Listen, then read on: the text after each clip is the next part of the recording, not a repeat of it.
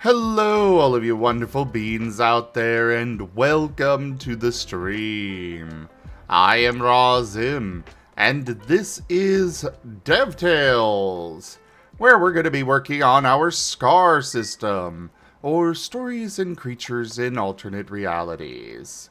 This system is available for open playtest on our Discord as well as on itch.io, and it is for playing as Pokemon, Digimon, Monsters from Monster Hunter, and much more.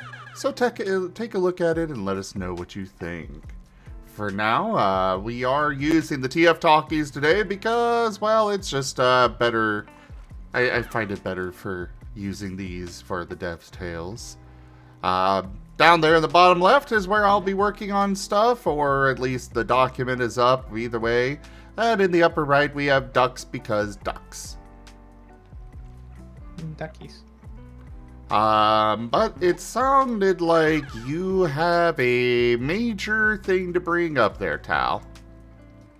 Well, I mean, okay, so we do have some discussion points that we're gonna have to go over. Which, first of all, let's go ahead and start with some of the easier starting stuff.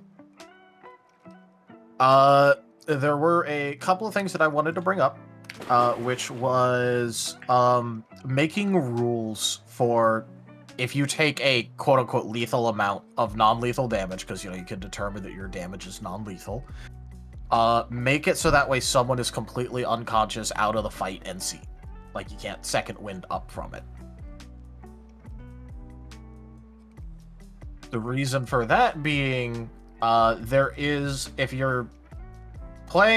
someone is playing a character that doesn't want to kill people, technically speaking, by our rules, there is like almost no way to actually keep someone down so long as they have some sort of healing move, unless you literally exhaustion them out completely.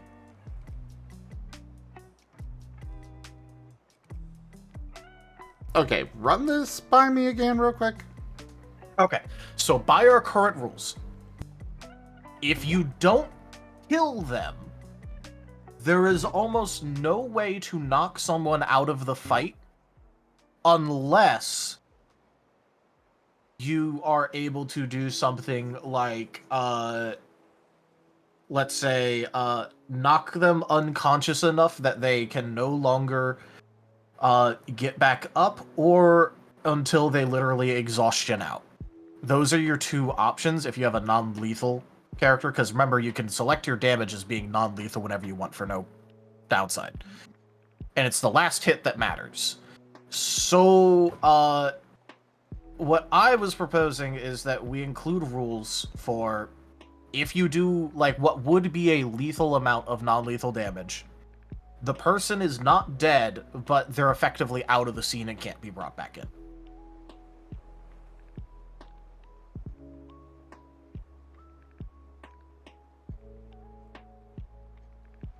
Okay, so essentially death, but it's for non-lethal damage.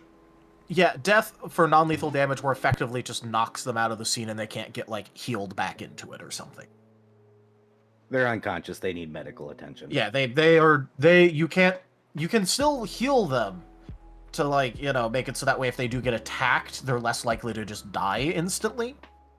But, technically speaking, by rules right now, we don't have a way to make it so that way they stay out of the fight. So it'll just turn into whack-a-mole of person getting back up constantly no matter what, pretty much, because you're doing non-lethal. So, we should make it so that way it effectively just scene exits them. They are unconscious, can't be brought back to awareness, yada yada yada. Okay, I am good with that. I would say that the death and downs rules will still apply for non-lethal. So if you do go below 0, even if it is non-lethal, you'll still have a wound. It's just, not going to kill you. But otherwise, I would say it still applies the same rules. It's just you are unconscious instead of dead. That Yeah, would that's be fine. So what I long as would there's a say. clarification of it, yeah. So long as there's a clarification of it and people understand, okay, if I deal a lethal amount of non-lethal damage, it just knocks them out for the scene, and they can't get back up. Because, yeah, there'll definitely be times where people will not want to, just execute someone, but there's literally no way to keep them down, technically speaking, otherwise.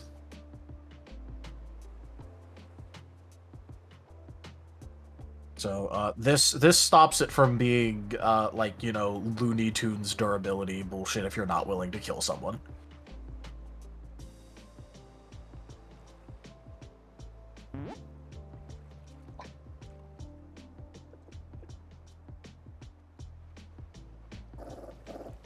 Alright. Got that noted down.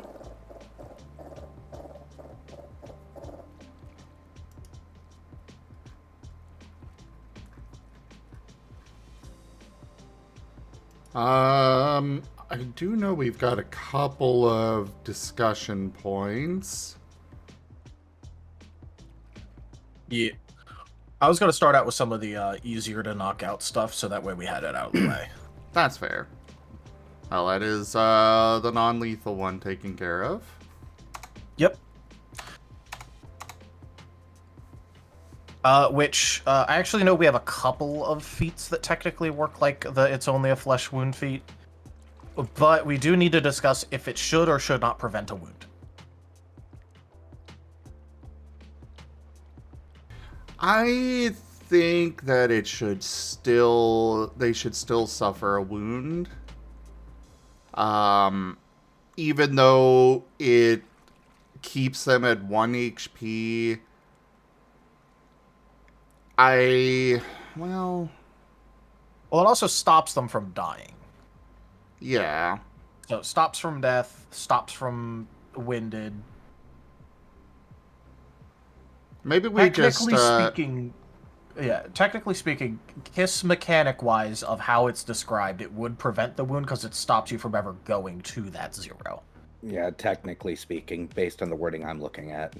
Yeah. Which should be fine because most of these look, or the one that I have here shows once.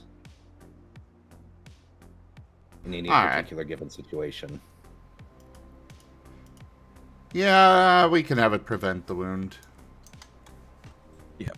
Which makes it, that's a really good effect. But also they're at 1 HP, so, they get hit with a bit of chip damage and they get that wound now. Yep. So, it prevents that one, but, they're still left there made of spun glass. Alright. Got that noted.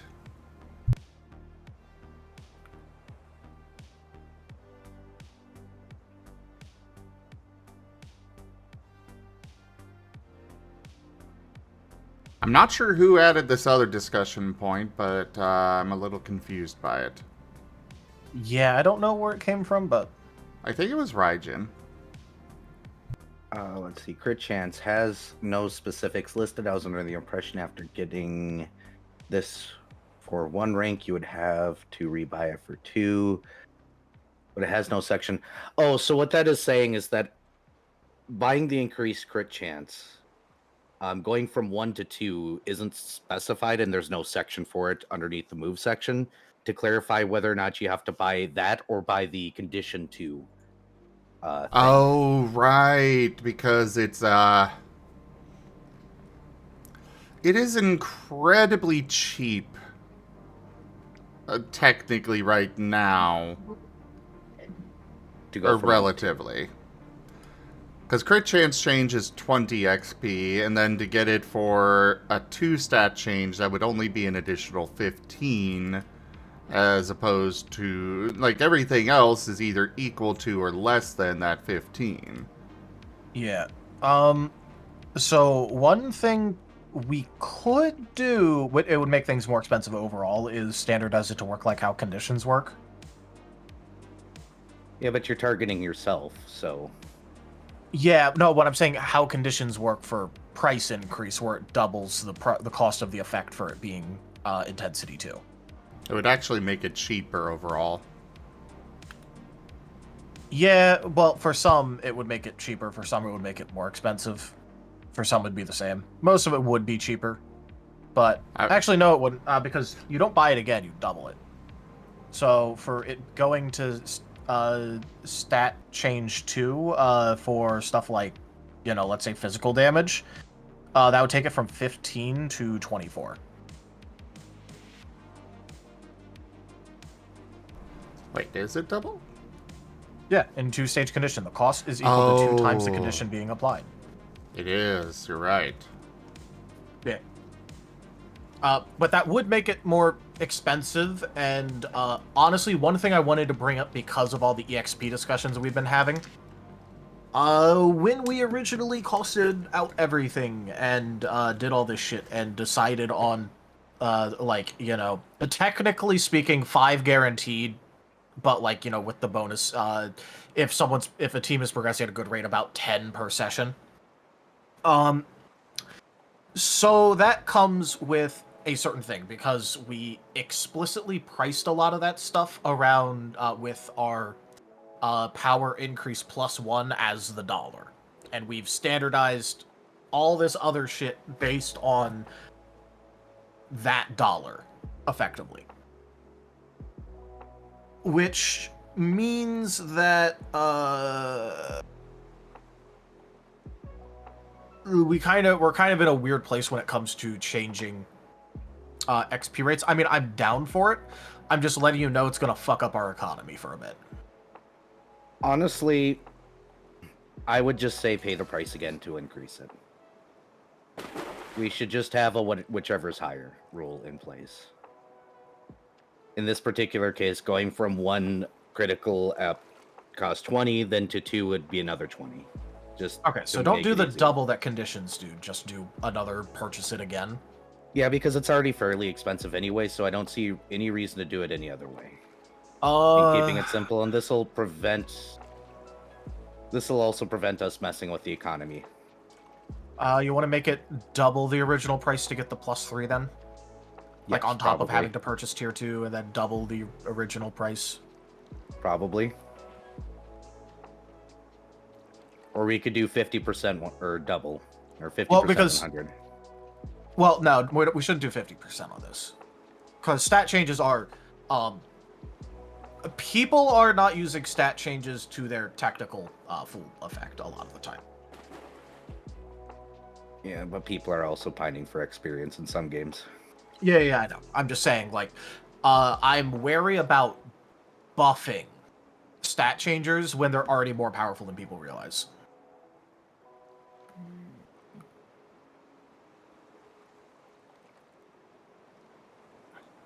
This is one of those dev moments where you're like, hey, this is way stronger than people are utilizing, so I don't want to buff it, but I also don't want to nerf it because people aren't using it.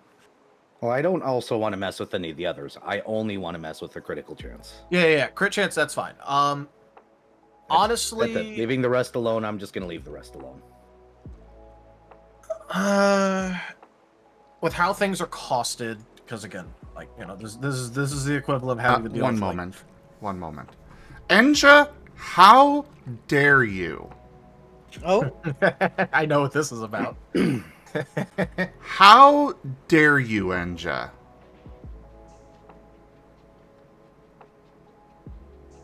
Like, seriously? You start streaming and you don't tell me? How dare you? I knew what this was about. It's even better because I was there. What room did you put it in? Why didn't you tell me? I would have given you the streaming tag on my server, too. Oh, boy. Got him. Things get buried in common in 5 seconds. Yeah, they kind of do, and I don't... Especially when the dogs are barking. Yeah. Dang it. Also, technically, that is also breaking rules, because you're supposed to get permission before posting in there. I would have happily given it, but, Well, they're rules. Rules are Equivalent- rules. Equivalent of that.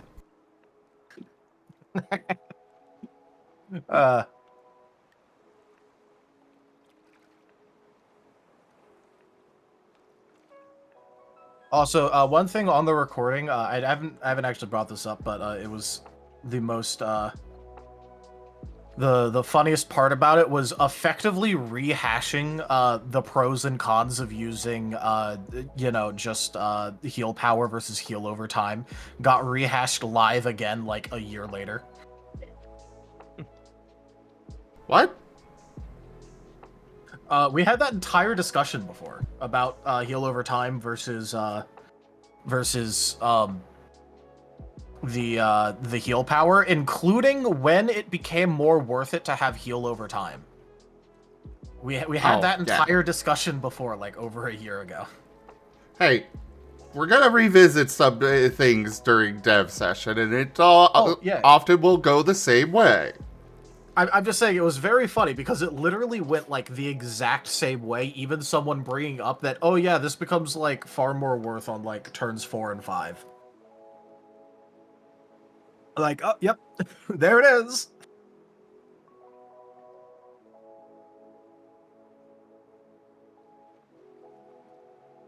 There it is.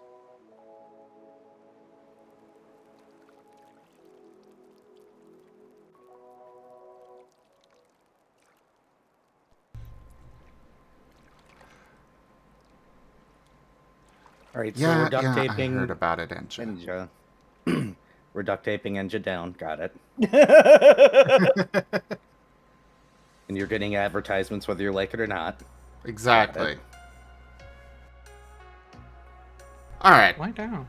So, focusing down here, what are we wanting to do for the two-stage stat change? So what I was thinking is make it so that way it's the cost of the stat change again. So that way the cheaper stuff you can get for cheaper, the more expensive stuff you can get more expensive. The one difference that this will make that matters is that a starting character can get +2 accuracy, +2 initiative, or +2 speed in the starting 30 bracket.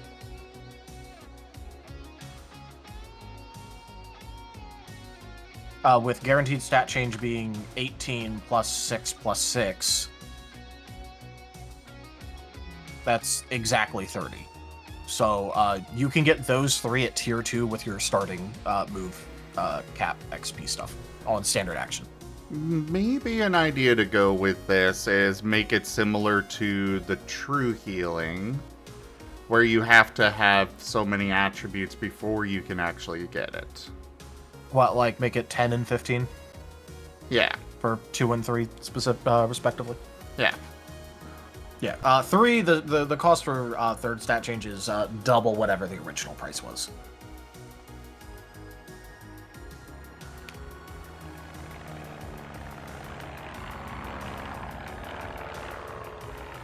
Like, what? Okay. So, for the 2 stage, we're thinking about changing the cost to being whatever the price of the stat change was. So, like, for example, Soul Save change, that has 15 attached to it. Initiative, that has 6. So just pay that again. And then for the 3 stage, it'd be double whatever the original is. So, for example, if you wanted to grab +3 crit chance change, it would be like 18 for the initial, +20, +20, +40. So that'd be 98 XP for a +3 crit chance change move. I'm good with that.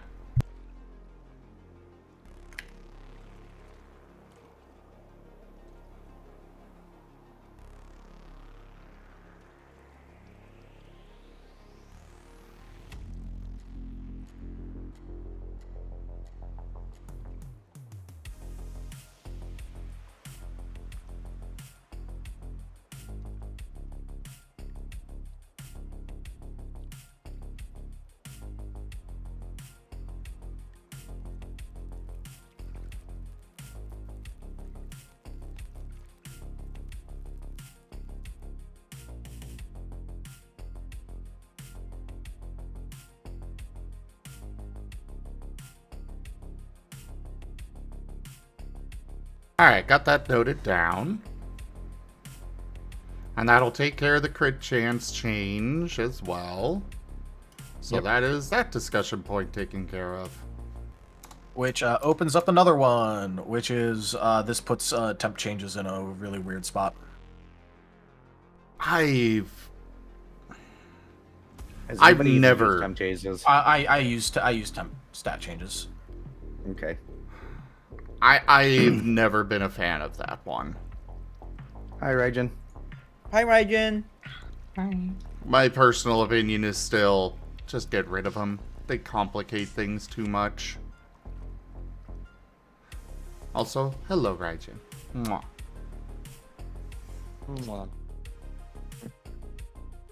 I know Yeah, we might you just wanna- use them, but I use them. I use them a lot. Hell, one of my favorite strategies literally relies off of temp stat changes, specifically initiative temp stat change.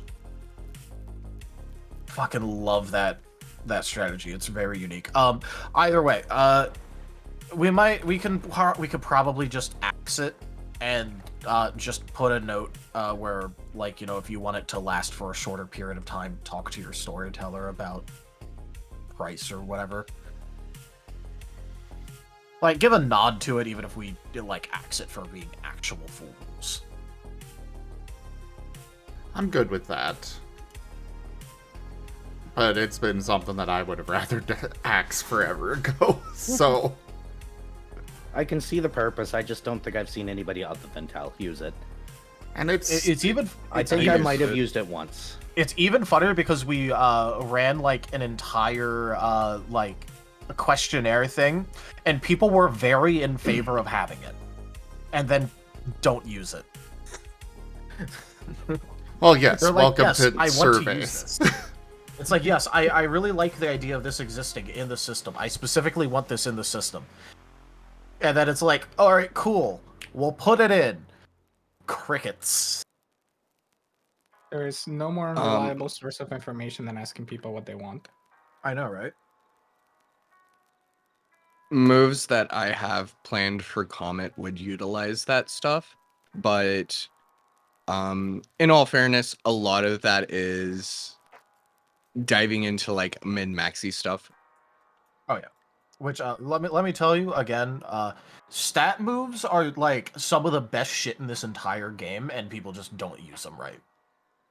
I use them. I've had ideas of things like temp initiative stat changes to just swap between the bottom of the initiative and the top of the initiative and having it naturally fall off without having to do anything, so you go back to the bottom. Yeah, and things like that. That is literally one of my favorite strategies, which is actually a move that Vayne has called Ambuscade. It gives him scene positive and temporary negative, so that way it falls off, and he doubles up on someone and takes 2 turns before they get a turn, which means their hit stun doesn't reset, and he can Fury attack them and then hit them with a high crit move at the end with the second Which, turn. to be fair, that's also kind of why I'm okay with it going away. I absolutely would use it, but it'd be broken. Well, to be fair, it also, for that specific strategy, it also lets the opponent take 2 turns before you get your 2 turns. It's like the equivalent of that magic card that, you know, your opponent takes an extra turn and then you take 2 turns, or like however it's described in Magic, and it's like, wow, this is awful, but what if my opponent isn't ready for this? Or are you saying So that far- he was going to, but ended up not Yeah. using them yet? So far in this system, though, with combat, like 2 or 3 rounds. I mean, maybe it's different in the stuff you've run, Taldarius, but 2 or 3 rounds is most of the combats. That's fair. A lot of that, I will say legitimately, is just because people have some bad habits. And one of those bad habits is making opponents either, one, have a gimmick to them that, like, you know, really neutralizes the fight, and second of all, making bosses that have really high defensive stats but shit health.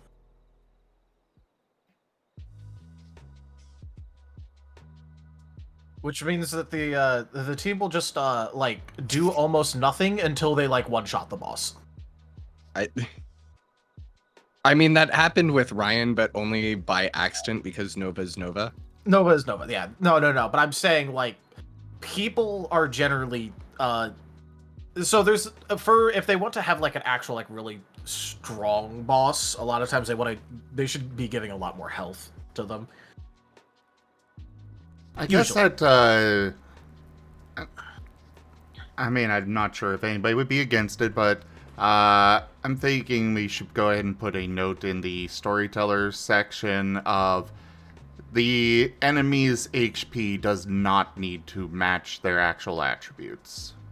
Yeah, you know, double or triple that shit for all we care. Like, they're a Well, boss. actually, you should actively be doubling or tripling their HP. Yeah, well, yeah, Yeah, no, that's what yeah. I was saying. Like, yeah. that's a D&D standard. Like, if you're going to track HP, you make it something silly high, and if you're not Yeah. tracking it, you just sit back and wait until your players do something epic. Come on. Yeah. Or enough You- rounds have gone by where they've been like dealing the damage. We're like, yeah, this should be good. Your assassin boss should still have the HP of a barbarian with tough. Wow. But yeah, no, seriously. So I guess it depends because there are bosses where like, you know, they're like it's like the starter boss of the game and they're like meant to be like, okay, I'm gonna deal damage and like do some shit, but like if you hit me hard enough, I'll crumble. But then there's supposed to be like actual like full bosses that are like culminations of things, and they're yeah, no, they should probably just like if you get off like a 20 damage hit, they'll be like, yeah, that was a pretty good hit anyway, moving on. Have you met my foot? Well, you're about to. But Everyone knows the only but real yeah. way to do boss HP is to vaguely describe the boss's self without actually tracking HP. What even is HP number? But yeah, I would use temp stat changes. But I fully admit a lot of that is min-maxy stuff. Like if I need to do things with a specific amount of XP, then I would find a way to do it with temp stat changes instead or things like that. So I am okay with it just with making them all scene stat changes. Yeah, look, again, like I'm fine with axing the temporary so long as like there's a small nod to it, like, hey, if you want to do temporary stuff, talk to your storyteller.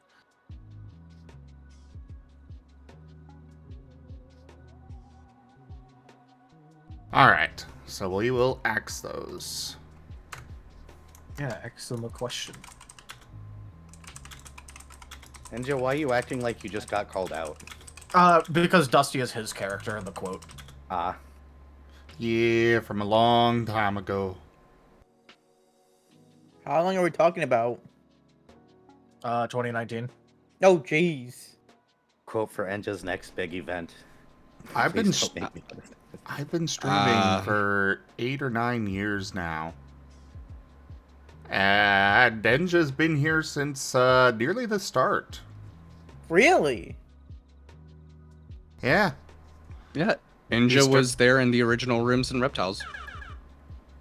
He came. I think he came in a little bit later, but It was like the 8th or 9th episode, I believe. Yeah. And at first, he didn't have a microphone, so he was typing in chat. Nice. I still like my introduction to this place, which was, hey, by the way, I don't like your layout. Here's why. That sounds Literally only aggressively showed up to be an assistant to someone else, ends up running multiple games. Anyway. Good times. I remember the silly little bat and his gelatinous cube mount that he would ride. ah, yes, pudding. He lives in the bottle. The pudding. It's the boy. How did it survive that? I should not have survived that, but okay, sure. Ren's a shark. Ah! So what were we talking about?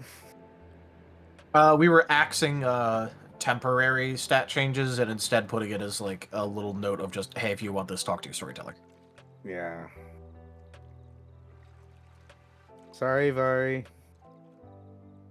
He could still literally ask Zim about it. I know you can. Zim but might I'm say still gonna no, but you apologize can in still advance. ask.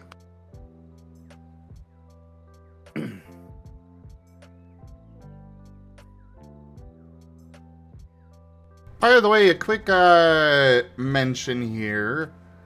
Roy, previously known as Mirai, is open for 2 commissions. They don't open often at all. Ah, hello there, Poseidon. They don't open often at all, but Conrad's in a bad spot, so they're opening 2 commission slots to help out Conrad. So if you guys can help or are interested, I've got the tip goal set up, or you can commission Roy. Just message me. Of course, they open when I am explicitly broke. Unfortunately, a lot of people are, and yeah. Yep.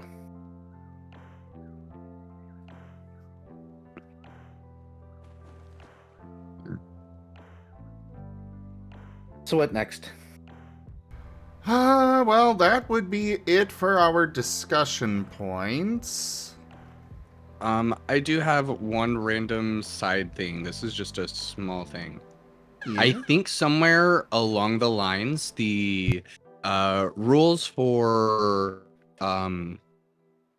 offering other players your boost die got deleted from the document because I could not find them anywhere.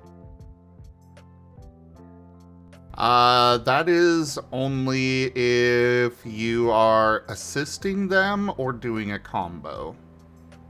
I know for You sure see, it's not still... anywhere written under assist. It's in combo, but it's not in assist. I thought I put it in there. It says you can also grant them dice with the creative solution systems, but I did not see anything with sharing boost die. I might have missed it, but I just thought I'd point it out. Yeah, it might have gotten snapped at some point. Yeah, I'll make a note to add that back in. Which, if I understand correctly, if you're sharing boost die during an assist, it also costs exhaustion. Not for boost die, but if you're vigorous Okay. or willing for them, yes, it costs Oh, you okay. the exhaustion. All right.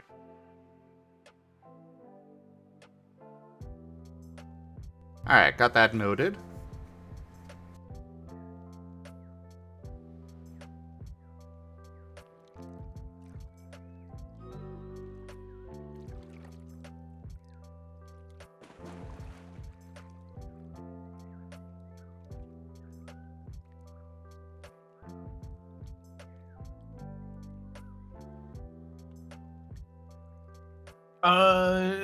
By the way, did you end up making that that proposal thing for the I know there wasn't really a name settled on during the recording, but Expertise the perks. perks. Yeah, the perks. I've got a decent amount that we can go over and talk about for sure.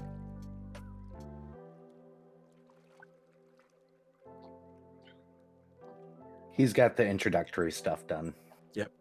Oh yeah. Also, I do have to make one comment. Remember before when I specifically asked how sectionated we wanted to make all of these item things before I made all the different item numbers, so we would know how many tiers we wanted it to be and where we wanted the tiers to be set up on. Sorry, Tal. That's my fault. Remember that discussion? Sorry, it's like distraction moment. What did I miss? I was saying, hey, remember that discussion that I made sure to have specifically about how many different tiers we wanted to make for items and how we wanted them to be sectionated? A long time ago? Yeah.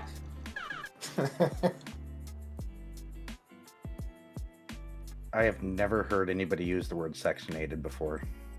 Really? Yes. Isn't a real word? Technically, It is a sectioned. word, but I mean, the word is sectioned. There you go. As I was like, that sounds weird. Sectionified.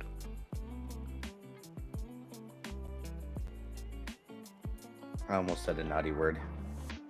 Might There's just a word be I don't wanna hear. might just be a local thing because like people around here use sectionated all the time around me. Which, I've s- technically speaking, is kind of and kind of isn't a real word, but That's why I said kind of, because I've seen it written. I mean, that's the fun part of Latin root words. You can just throw on all those add-ons and it'll make sense.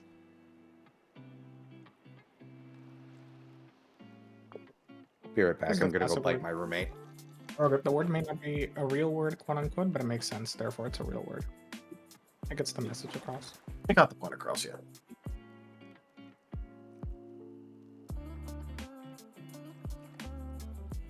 It's like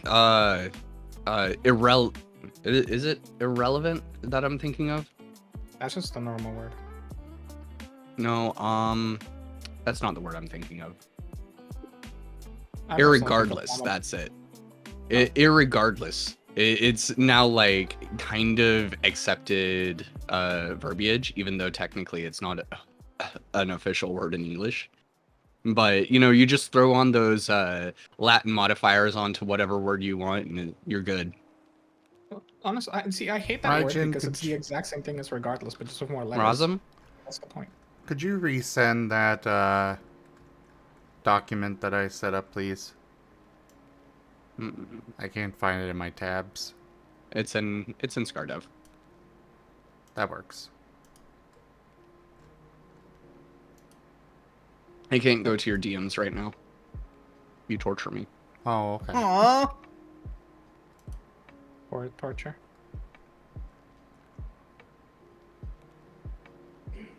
Should have feeling coming. All right, I'm back. Welcome back. Irregardless, just it hits me in the same way like flammable and inflammable does, which is like, what's the point of having both words? They mean the exact same thing. You just added 2 letters. It's the same word. It's used the same way. It doesn't have any different meaning. Why is it the different? Why are you adding the letters to the word? I don't get it. I don't know how you can say that, Gab, when you're like Spanish as a first language, right? Yes. A huge point of romantic languages is just having a bunch of extra consonants for the sake of the flow of the sentence. That's different because most of the time they do still follow some sort of rule to the thing that changes the meaning. And if not, the meaning is still like kind of what counts. Like there's very rarely the word might be adding the extra consonants, but the meaning of the Can word we is like stable. focus a bit more, please, instead of going through all that? Fine. Right. This is a dev session, Gab, and I did warn you on that. Yeah, I know. You back, Era?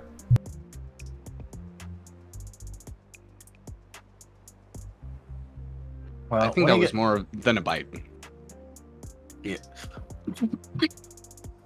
So when he gets back, I'm gonna start launching into a small little thing. Unless Ray wants to launch into his you know, the part that he actually does have figured out.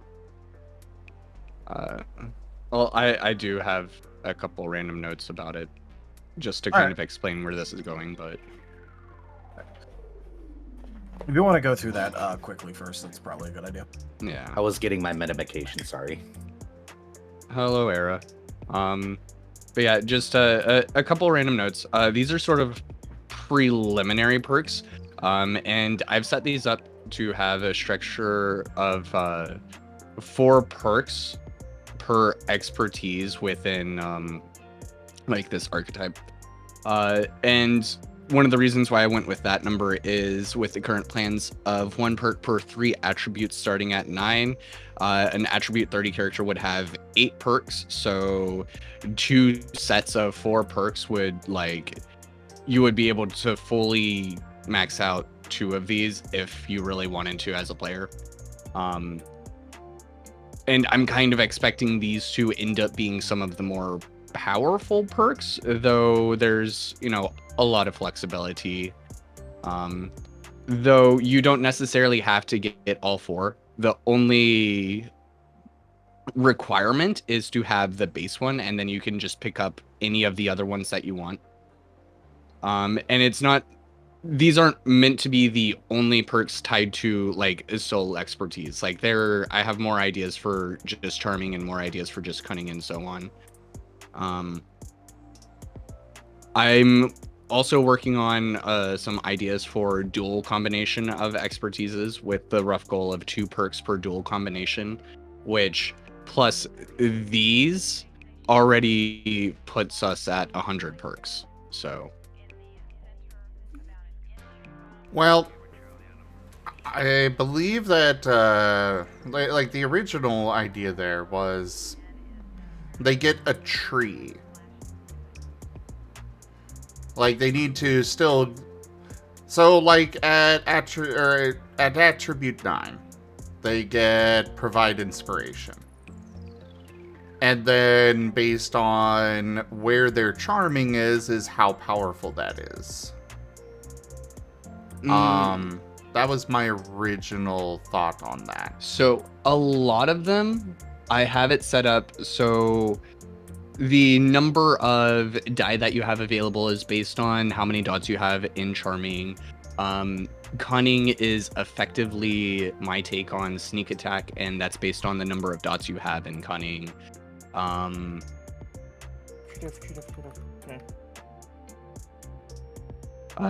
The innovative one is based heavily on how many dots you have in innovative, so it does scale based on how many dots you have in the attribute the expertise for several of them.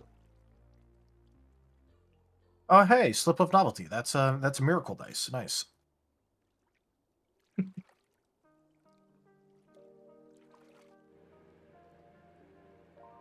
I love miracle dice. I'm just saying that was my original plan with this, is that it would be you pick up the tree, and then the tree just naturally grows as you increase the expertise. When we were initially talking about it, we were talking about doing it this way. The way that Raijin is talking, or the way I'm talking? The way Raijin is talking. I don't recall anything about it being a tree, though it could be changed to be that. But at the current power level that they're providing, if you got... we could make it so that all of the perks, you get them as you gain more dots in the expertise, and it just gets better and better as you go forward. But then that would lead to, you would have a lot of stuff packed into just 1 perk. And you get 8 of them, so by the time you're at attribute 30. Yeah, when we were initially discussing it, we discussed as another box of parts. We could certainly go with that route, but I think we would need to reconsider how many perks you get access to, because with that idea, hypothetically, you could pick up all of these and get all of this going on 1 character. And unfortunately, I didn't get full ideas for forceful and logic set up, but almost everything else, it should be in a pretty usable state. Barring some number fiddling from Taldarius.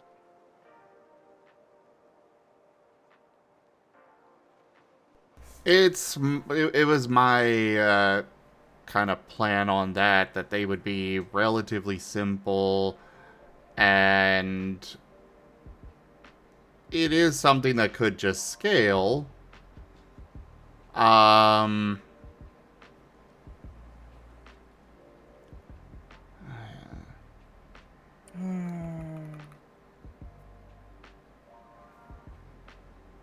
I guess we need to go back Yeah. to the drawing board a little bit and discuss how we want this to work. Because I was planning on Yeah, a bunch of these being available, because you would have ones that might require, Forceful 2 and Innovative 2, just to throw two of those out, or throw an Yeah, those are example out. that Those are still planned on happening. Yeah, so part of what this is just a preliminary concept to like make sure the direction and power that these are providing are like on track for what everyone is expecting out of it. Cuz like I was saying when I originally proposed the idea, it's sort of like the replacement for adding in bardic inspiration and sneak attack and some mechanics like that, which otherwise we could pretty much only fit into like primeval features or something. Um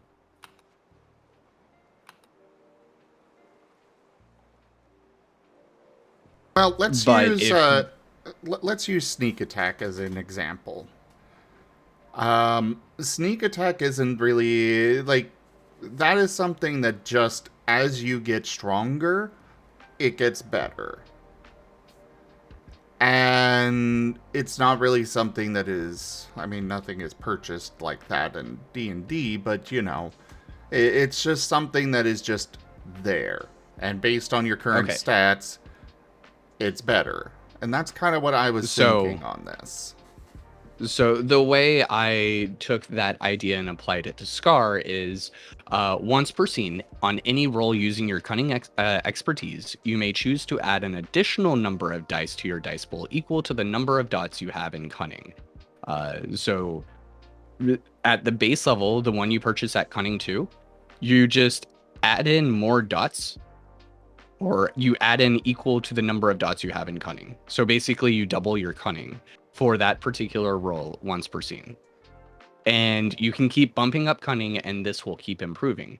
However, there are also additional traits that branch off of this, such as the one at cunning 4. These dice provided can now be added to any roll, which means that you can now add it to damage and healing dice pools, because those don't have those don't use expertise.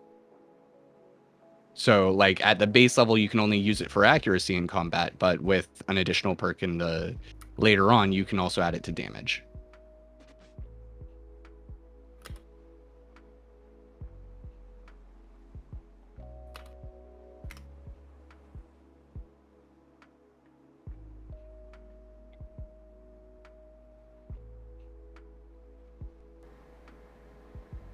Like, that stuff So I'm okay with. I just wasn't planning for it to be, okay, we're at attribute 9, I'm purchasing savviness. Alright, we're at attribute 12, I'm purchasing savviness 2. And going that route. I was planning... Like, we can go either way on this. It's just, this is a discussion point that I'm trying to get to. So what you're getting at is, instead of like picking it up, is it like you were thinking this is just something you have once you get to certain expertise breakpoints? Yes. So just like passive additions. Yeah. So at at attribute 9, you purchase savviness. Then as you increase your cunning, you get more and more to it. Then at attribute 12, you can purchase provide inspiration. And then as you increase your charming, you get more and more to it. So, question for you, Zim, Yes. with the way you're talking, because you keep on using the word purchase. Well, This would mean that people would have to spend their experience on it, or... when I say purchase, I mean like you're, that's what you choose to get at attribute 9 or choose to get at attribute 12. That's what I mean by purchase. It's not using XP, it's not using that, it's just you've got this available to you, this is your choice. Using your arbitrary limited source. Yeah, that's the way that I thought But- this was working. Am Oh I no, no. Okay. Okay, I think I get what Zim is saying. He's saying that you'd purchase the tree and it would naturally progress without you having to spend additional points on that specific tree when you reach the breakpoint limits on it. Oh, Exactly. okay. That was what I was thinking with this originally.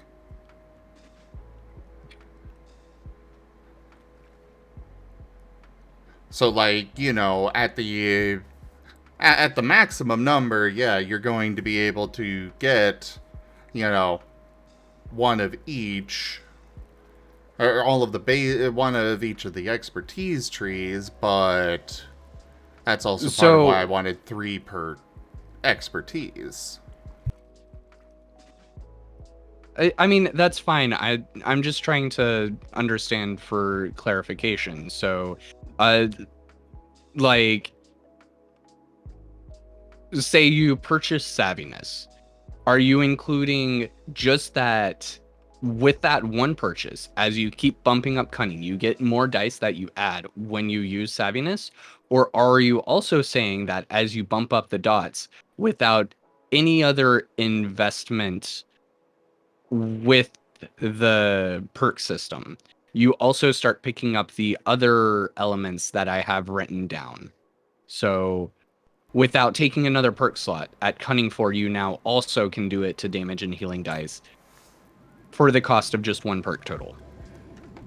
Using what you have right now, yes, that is what I'm talking about.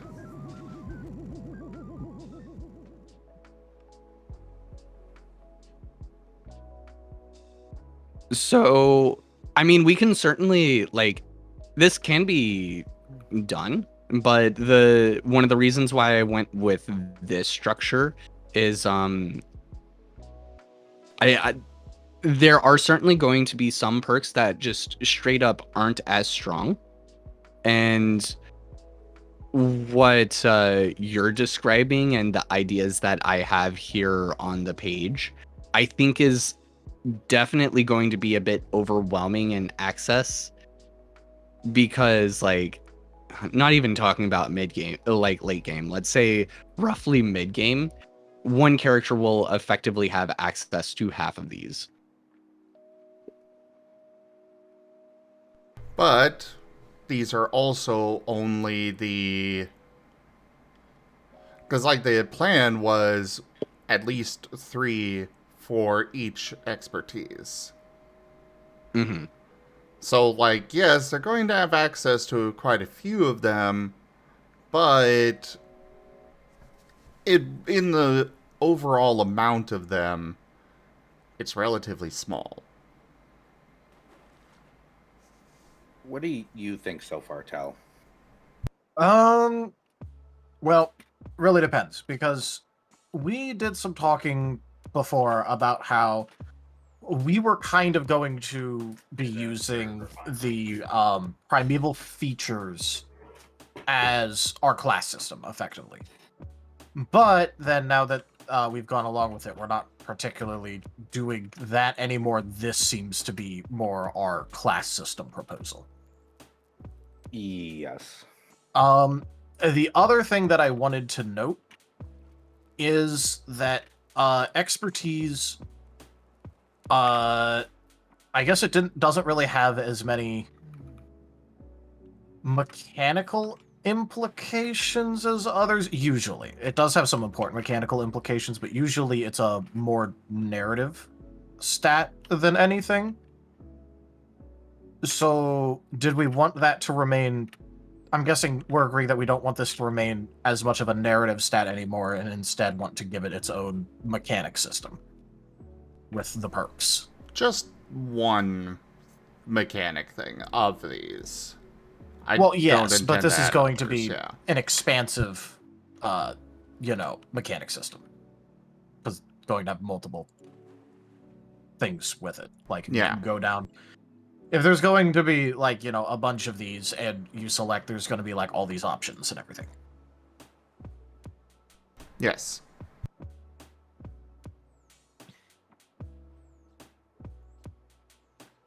Well, I think that this can exist alongside the narrative implications, because part of this is to provide more of an avenue of character development and character growth, as well as giving some amount of direction for the players that like having that class-based archetypal system.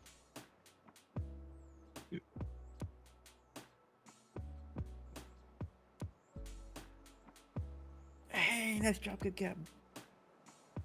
Also, real quick on something. Zerda, you never asked me what I thought about it. I thought you were just sending what the item did. You never asked me if it was balanced. You just sent me the effects, and I was just like, okay, cool, that's just what that does. Got it.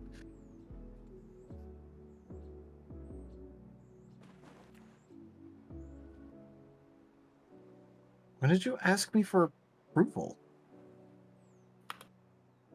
Okay, whatever. But okay, I'm fine with it having mechanical implications. I just wanted that to be like, you know, an understood, like, okay, yeah, this is what we're doing here, which is the whole giving this more mechanical, which I'm fine with. It's just more about like, okay, let's clearly establish. Yeah, I think the goal was to make the expertises have a little bit more mechanical impact in the game instead of just narrative, and give players a little bit more character advance feel during the game. And Which is this was also just a part good of road. Which is also part of why I was planning on the, you know, they just purchase the tree and it gets better over time rather than having to purchase the next tier of it. So I am completely fine with that. Well, sorry, actually, go ahead, Tal, since you might have more. Let's go ahead and continue with this for now, at least. Okay. So I am completely fine with that direction, Zim. My only concern there is the number of perks that are being given out. One every 3 attributes. If every perk is going to be... So, going back to savviness. If we're saying one perk, assuming merit cost is like not a problem, because that's a whole other thing that like introduces some limitations. But setting aside the merit cost for now, if we're saying all of this gets packed into one perk, even with like plenty of options, I feel like getting access to 8 of these by endgame is very loaded. And that's my main concern. If we're going with that route, then do we want to lower the number of expected perks a player will have?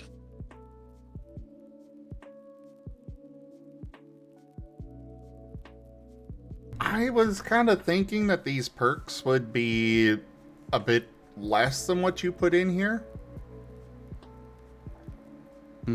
So while, yes, it is a lot of them, I was also expecting, like, you know, with savviness, you just have that first one, and that would just, you know, it's going to get better with the kind of as you advance.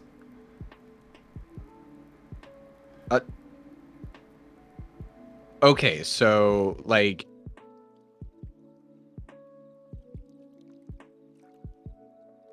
so savviness on its own is fine, and it's at the power level that you were expecting.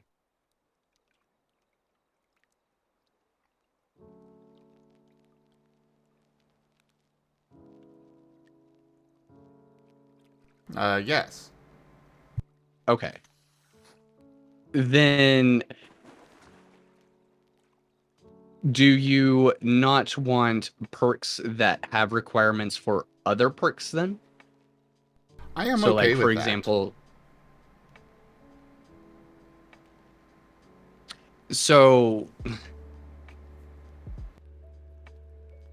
this isn't meant to be representative of all of the perk ideas. This is just kind of a baseline set of perks that offer things that can be upgraded to be more valuable if the player chooses to like go into that.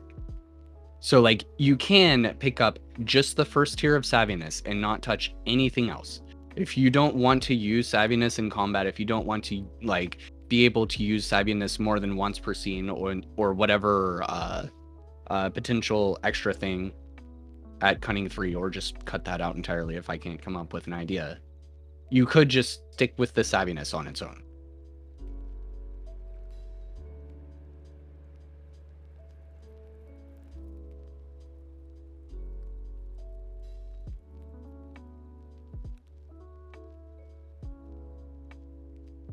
I mean, Vari retraining things is a core part of the system. Yeah, you can just retrain for free. Yeah. Well, I mean, we prefer that you give like a narrative explanation to it, but it's technically not required. It could also be like when you gain an attribute, you could retrain one of these perks freely if you wanted to, or something like that. No, just retraining at any point. Yeah. We prefer that there's a narrative reason for it, but Now, technically, it needs a long rest, but well, yeah, but or full rest. not it's not Yeah. going to be locked behind that because then, yeah.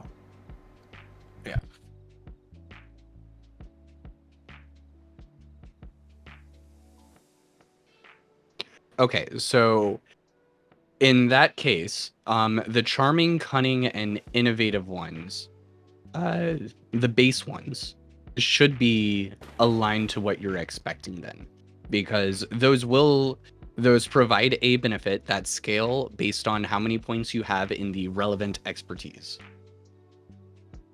Yes. And I'm also okay with things being able to, like, when you get to Charming 3, it increases. When you get to Cunning 4, it increases. It gets an extra thing on it.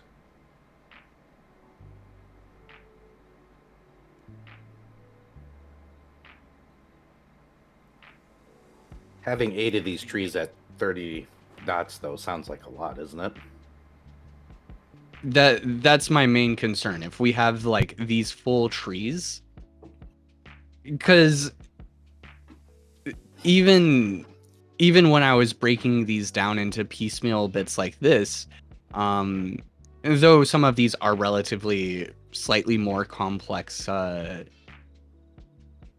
mechanics, even breaking them down into 4 parts like this, to meet the 2, 3, 4, 5, was breaking them down into very small bites.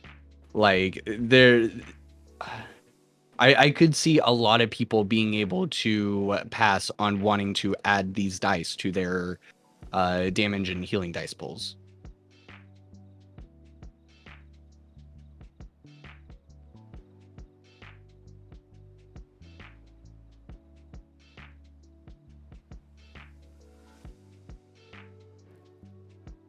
See, the thing is I don't want to default back down to the 5 dots again.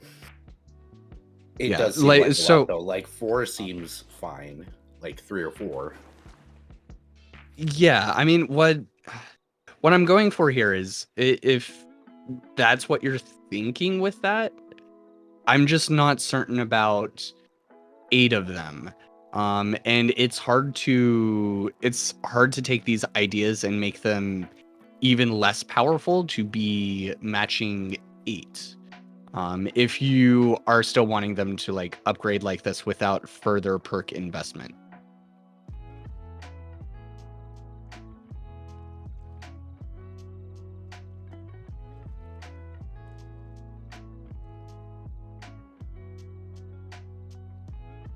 All right, then what are your thoughts on this, Tal? All right. So on one hand, love flavor stuff like this. That gives like mechanical benefit. Like this feels very nice with the whole. Oh hey, yeah, I'm going down this path with my character, and because I'm going down this path, and like I'm spending merits and progressing on it, it feels good, especially considering that one small thing is that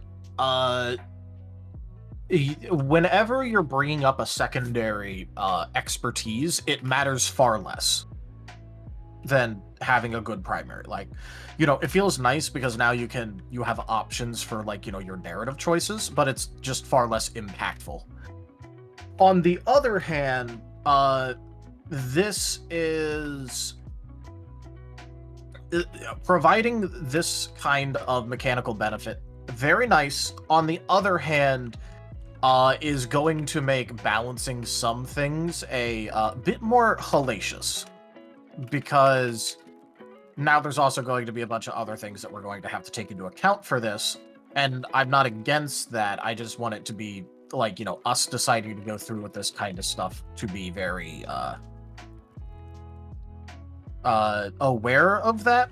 As for the actual discussion between which of them we should go with, or at least how to direct this,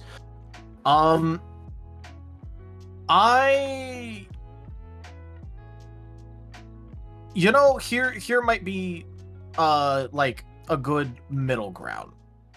The stuff you get up until 4 is progression based, but after that, if you want to get like, let's say something that's like a capstone for it, that takes another perk point.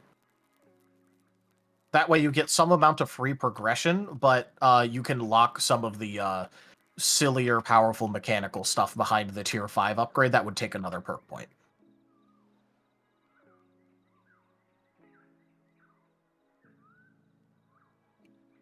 What do people think about that? I mean, I'm fine with that. My main goal here is just to make sure the ideas that I'm coming up with are aligned to a particular power curve and are usable to the vision, basically. Yeah. Well, the power curve with that is like the same as trying to figure out the exact power curve of how strong someone's going to be in terms of stuff by attribute, when in reality, what really matters a lot of the time is the XP they have. So for how strong this will be, it's going to be a mix between the attributes and merits that people are at rather than anything else, and that is up to the storyteller. Because whenever people get enough merits to, like, let's say, get to, expertise level 4 in something or whatever, that is going to be up to that particular storyteller, if they're giving out lots of merits, if they're not giving out many merits, so on and so forth.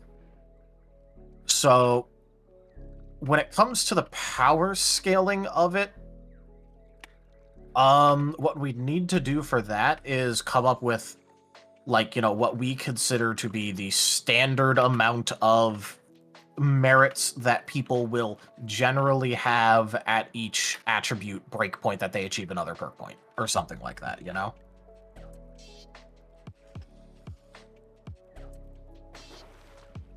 Basically, these don't exist in a vacuum, so they can't be power scaled in a vacuum in order to make sure that we're on, like, a good power curve with things, and that things will be impactful at every point in which you will unlock them. Which, they're positive effects, and you don't have to spend XP on them, so they'll always be impactful some way. So, my next question going off of that then, if we're going with that idea, other ideas that I had, because I started with these because I knew that these would be the most difficult and would, they have a lot of mechanics baked into them. Yeah, they form the pillars of this mechanic. Other ideas I've had, basically just kind of taking things like racial features or other class features from other systems. So Cunning 2, you can pick up deflection. Upon hit with a spec, you can use your reaction to attempt to deflect half of damage. Maybe you just do it guaranteed, like rogues do it with evasion or kick and dodge, whichever one. I always confuse the two. You have some. By the way, is he tinny for anyone else, or is that mine? Yeah, he's gone. Yeah, robot. he went to a can. Yeah, I just wanted to make sure.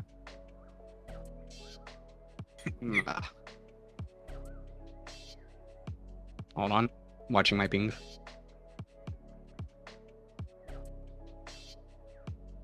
Am I any better now? You do but seem yeah. to be.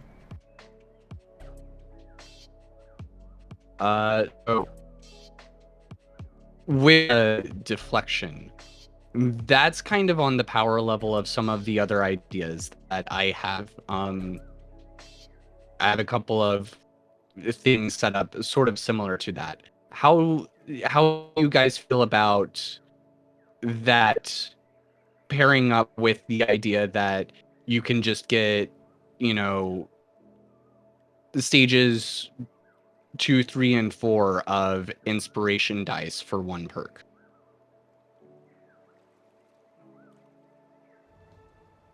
All right, so just going down.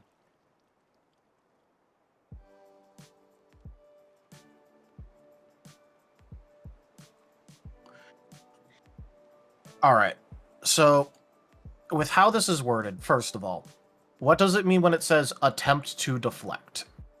What's the attempt here? What's the mechanic? That's just unresolved balance talk. I don't know if we want to make it a roll, if like being able to do this every turn with every reaction without having to make an attempt is too overpowered. The fundamental idea is you can get this perk that effectively functions like evasion or uncanny dodge.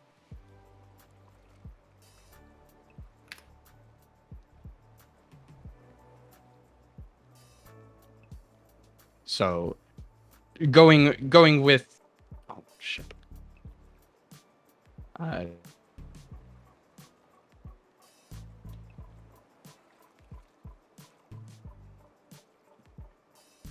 So let's say that you can reduce the damage based on the number of dots you have in cunning for the cost of a reaction. All right, so it reduces, let's say, because you require 2.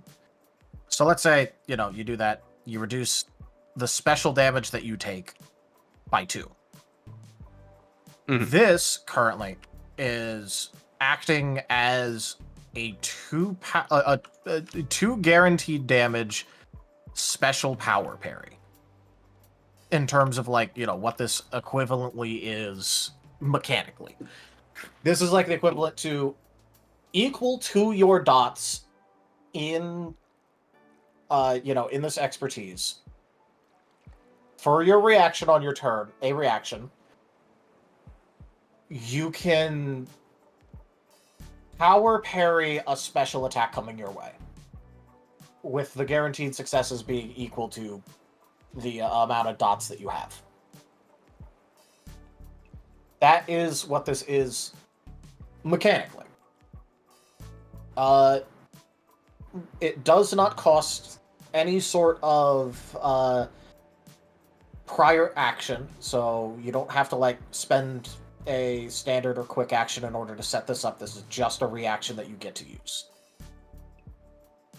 This is just whatever.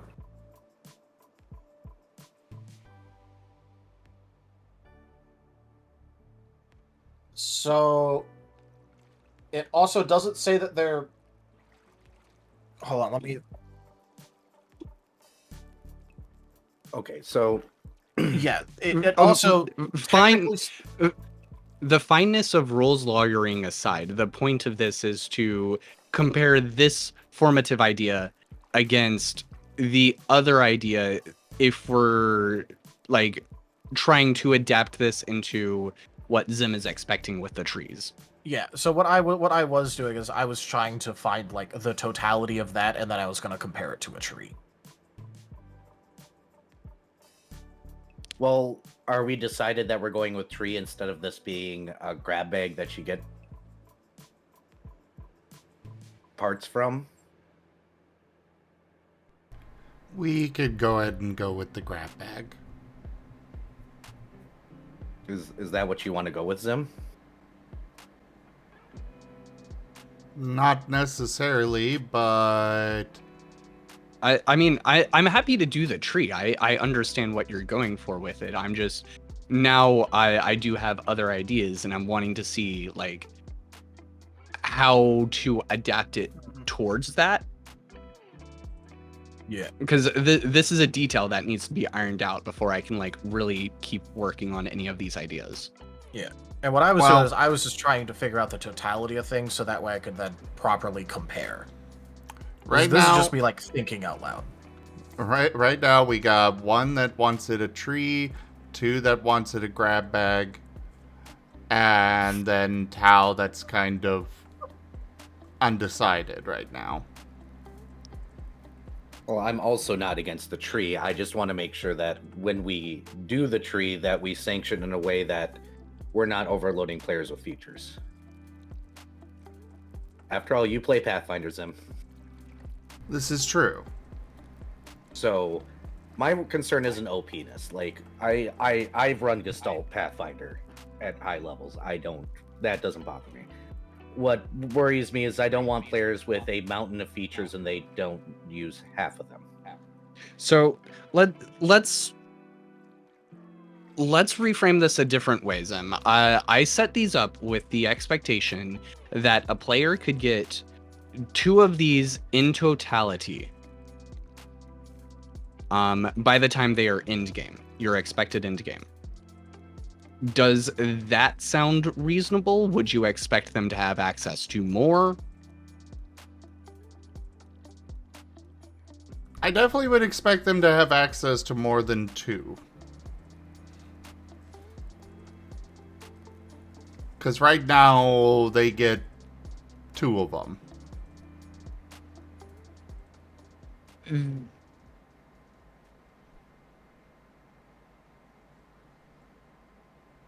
So what we could do is we could still do it as trees.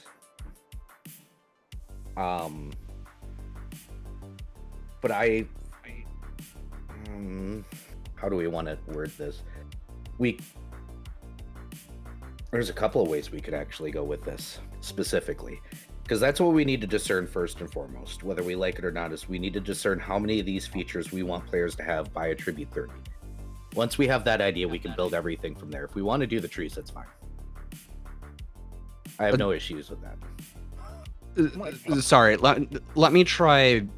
In terms of power and mechanics, as opposed to quantity of perks, because like I do like if we're saying that like you just pick up the tree and that's it, then I do agree that there should be more that they can access, but the depth of the mechanics and the power is kind of geared towards the idea that they would only have 2. So if they can pick up more, then the power or depth of the mechanics I think should be lowered, and I'm just sort of trying to figure out how much do I need to crunch the mechanics down versus what's here right now.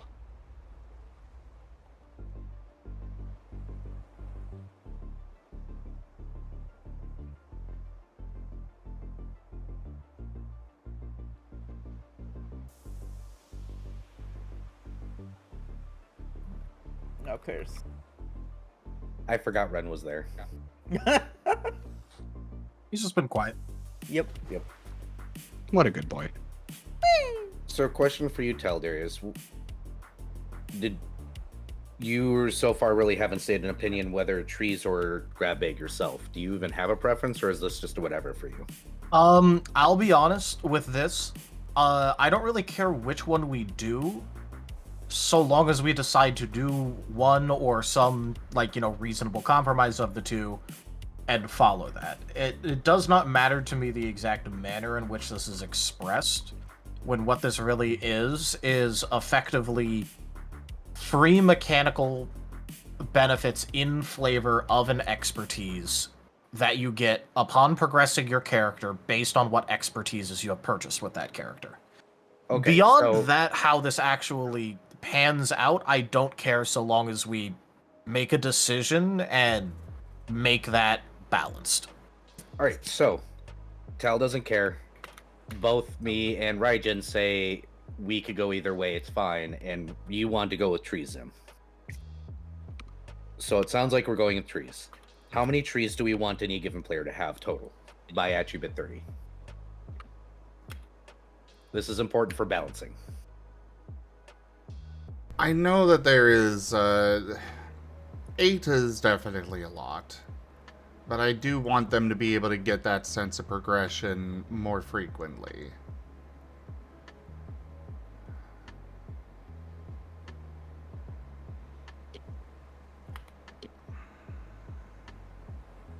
Okay. Because what we could do is instead of having it attribute 2, 3, 4, and 5, we could just have it as attribute 1, 3, 5. Or 2, 3, 5. That'll reduce the amount total, but allow them to take more paths. Or we could just do the capstone like Taldarius was suggesting.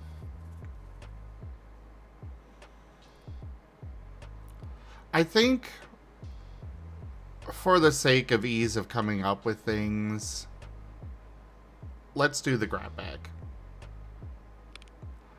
However, perhaps we do increase how many of these perks they get. That way, it's not only 2 full trees at the end.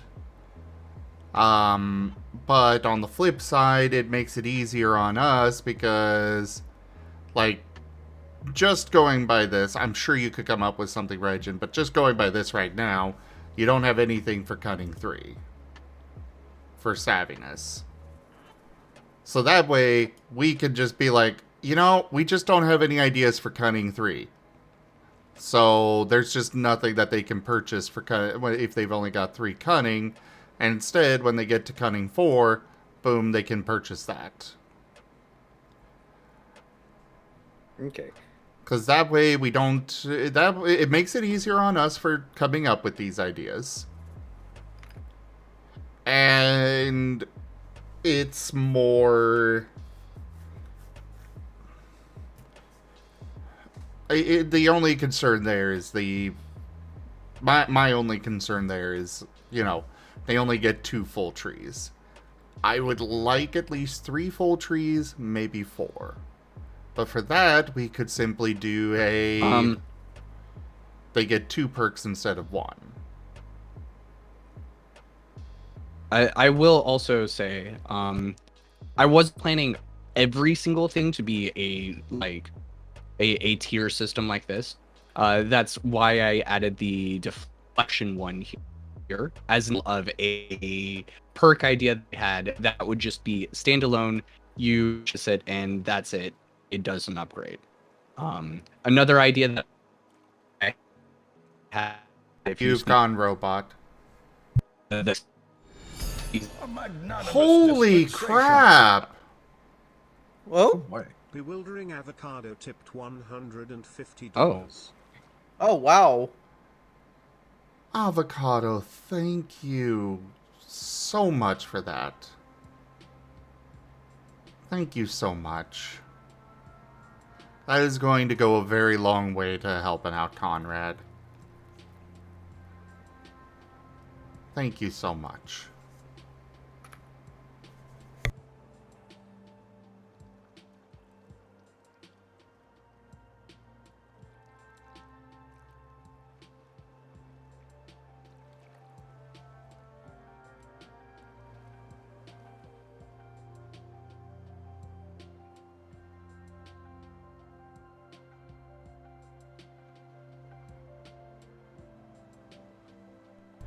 Did you you back with us, Rye?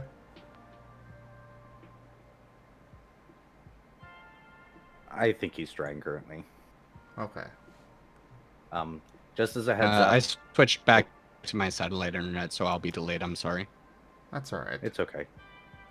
Just as a minor heads up, doing quick math, if you want somebody to be able to fill out 3 trees, that would be every odd level you'd get a perk. And that would total to 12, which is still quite a bit, but might satisfy that progression better.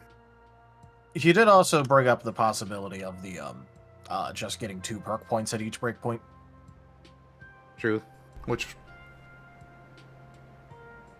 it was every 3 after 9, right? Yes. Yeah, 9 and then every 3. Oh yeah, I guess that wouldn't be every odd. Yeah, let's go with the every 3. Or yeah, let's stick with the every 3, and I would say do 2 perks. I'm bad. That'd be 16 perks total. Yeah. Okay. Now go ahead, Raijin. We got an established amount of perks we're expecting a player to have. Okay. So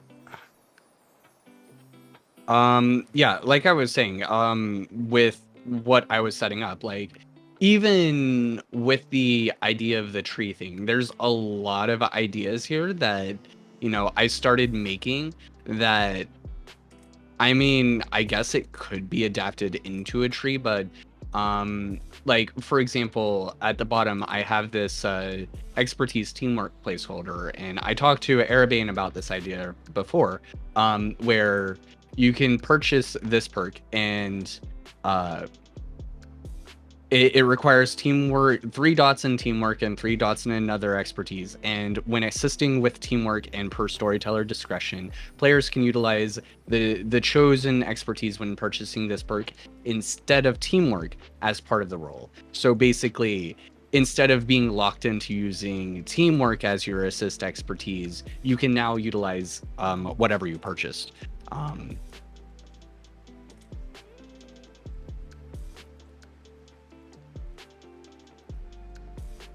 So that's kind of standing where I was expecting the power you would expect from just one perk usage. And part of the reason why I broke up some of these archetypal cornerstone perks was because they provided so much relative power to everything else. But what Taldarius was saying, it is entirely plausible to just crunch the mechanics down into one with a particular capstone perk at 5, so that it does just continue to like upgrade as you were saying, Zem. But if you want the really silly stuff, you have to have the 5 dots in the expertise and use another perk point for it.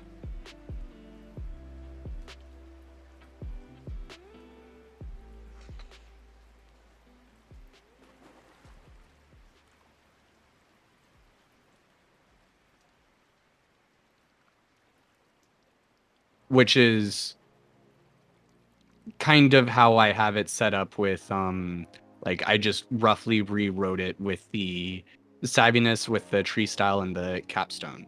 So the tree style, or the base one, just adds in all of it except for the final tier, and then the capstone, you can just use it more times in a scene at the cost of exhaustion.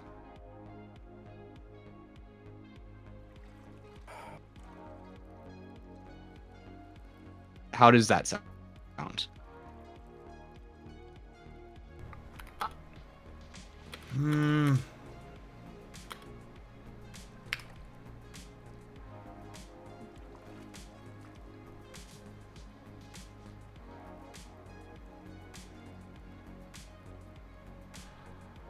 I think let's stick with the grab bag. It'll make things like deflection easier to slot in.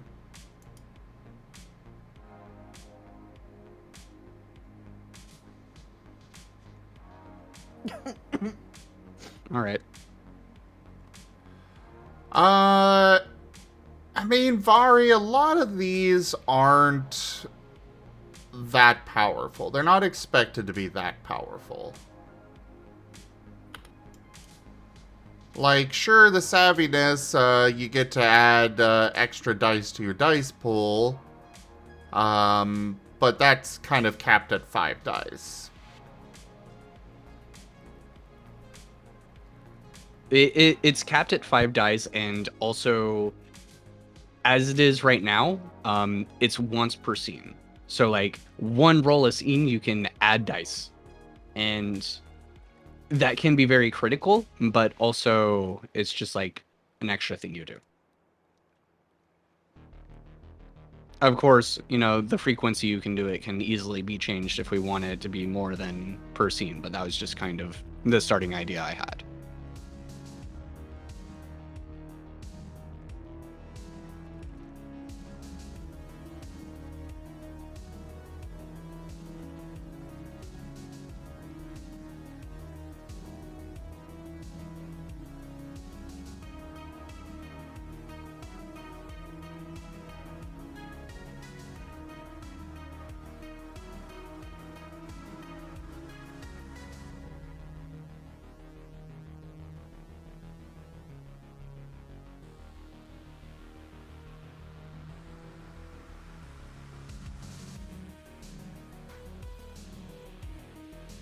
Yeah, so they're not going to be super powerful. It's something that is just an extra thing. This isn't like you're getting, full rage, full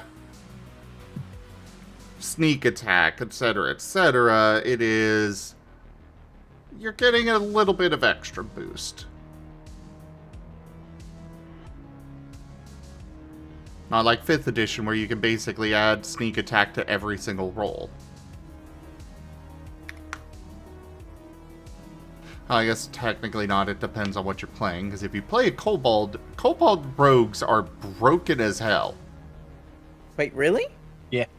Pack tactics. Pack tactics. Oh. As long as you've got a ally within 5 feet of your target, boom, sneak attack, boom, sneak attack, boom, sneak attack. And with advantage. So with that discussion out of the way and expectations set in place, do we want to go over these individual ideas then? Sorry, what was that? With the talk of expectations and making sure we're aligned on the goal out of the way, do we want to go over point by point all of the proposed perks so far? Yeah, let's go ahead and do that. Real quick at the beginning of this, just for the face of it.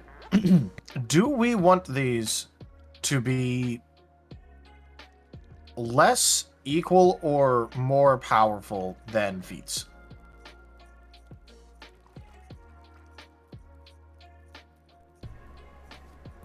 I Wow, would say Darius, you're equal. asking the serious question. I would say equal. Well, if we're about to just start discussing balance, we need to know where we want the balance to be. Yes. But okay, so we want it to be about equal to a feat. Yeah, because these are kind of this game's class features, more or less. So, Yeah. Not questioning that, just more. This is what we're doing with it. Which, like, for savviness's base, most feats add 1 die. Savviness is more powerful, but it's also once per scene. Yeah, it's non-reusable. Yeah. It adds more dice, but yeah, it's not reusable per scene until you get to 5, but then you're costing exhaustion. So I think that is a very good balance point.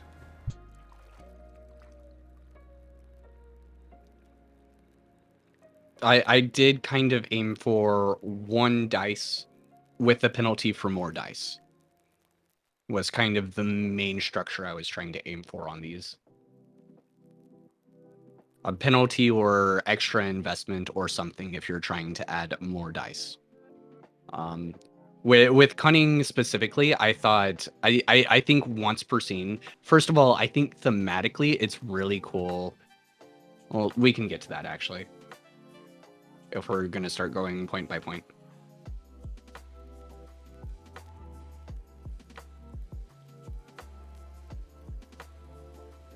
Okay. Ren interjecting without meaning to interject.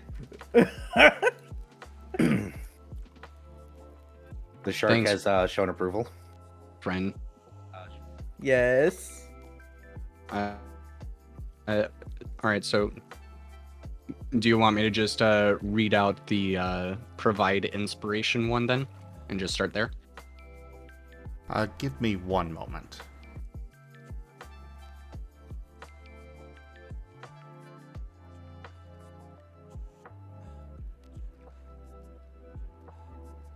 Picks up the wren, squishes. Wiggles.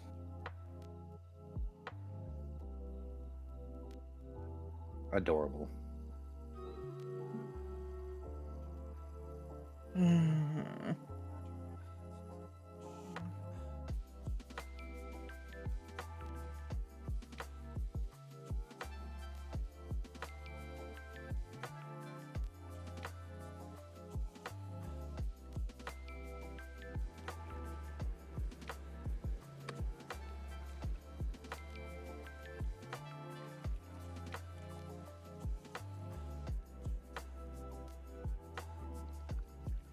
I shouldn't. Yeah. Now You it's killing shouldn't. me. I shouldn't have ducked there. But duck.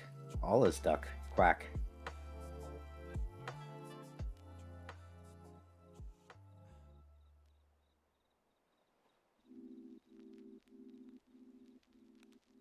Tell Darius, Chad is not quacking with me. Unfortunate.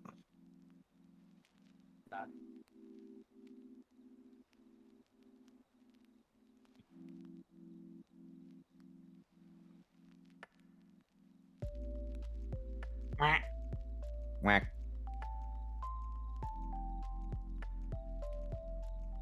God.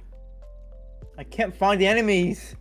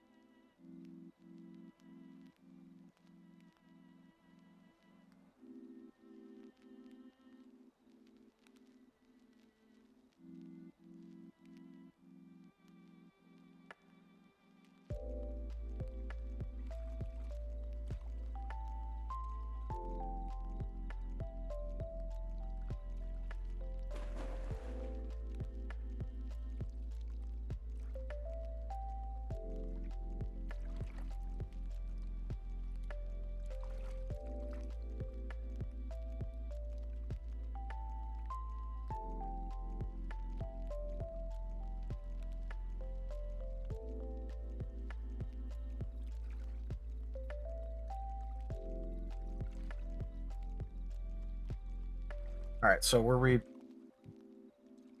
gonna be going through things, or? Sorry, I'm trying to get Conrad to stop stressing. Ah, Aww. I am fairly certain that half of his medical problems are probably from stress.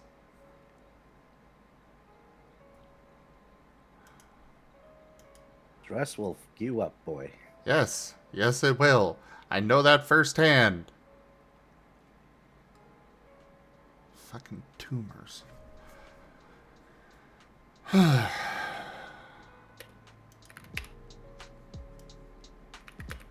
Anyways, let's go ahead and go through these one by one. I'm gonna just close that and not look at it. I've given him my advice. If he takes it, great. If not, I can't do anymore. Moving on.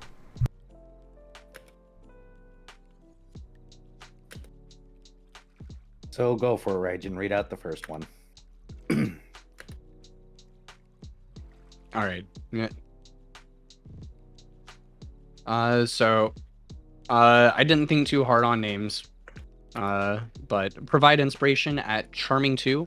As a quick action, you can provide an inspirational die to a creature, which can be used as a part of a roll with any expertise.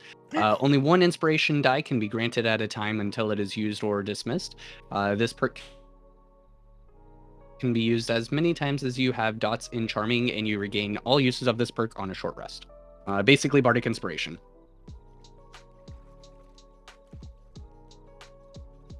I'm good with that. Slowly looks at Tal.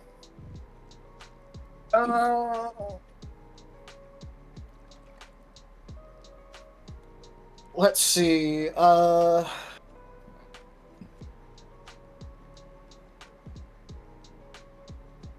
gonna one hand it's useful, on the other hand, well, okay, wait, hold on. As a part of a roll with any expertise. Grabs a pillow. So if it's used as a part of a roll with any expertise. So,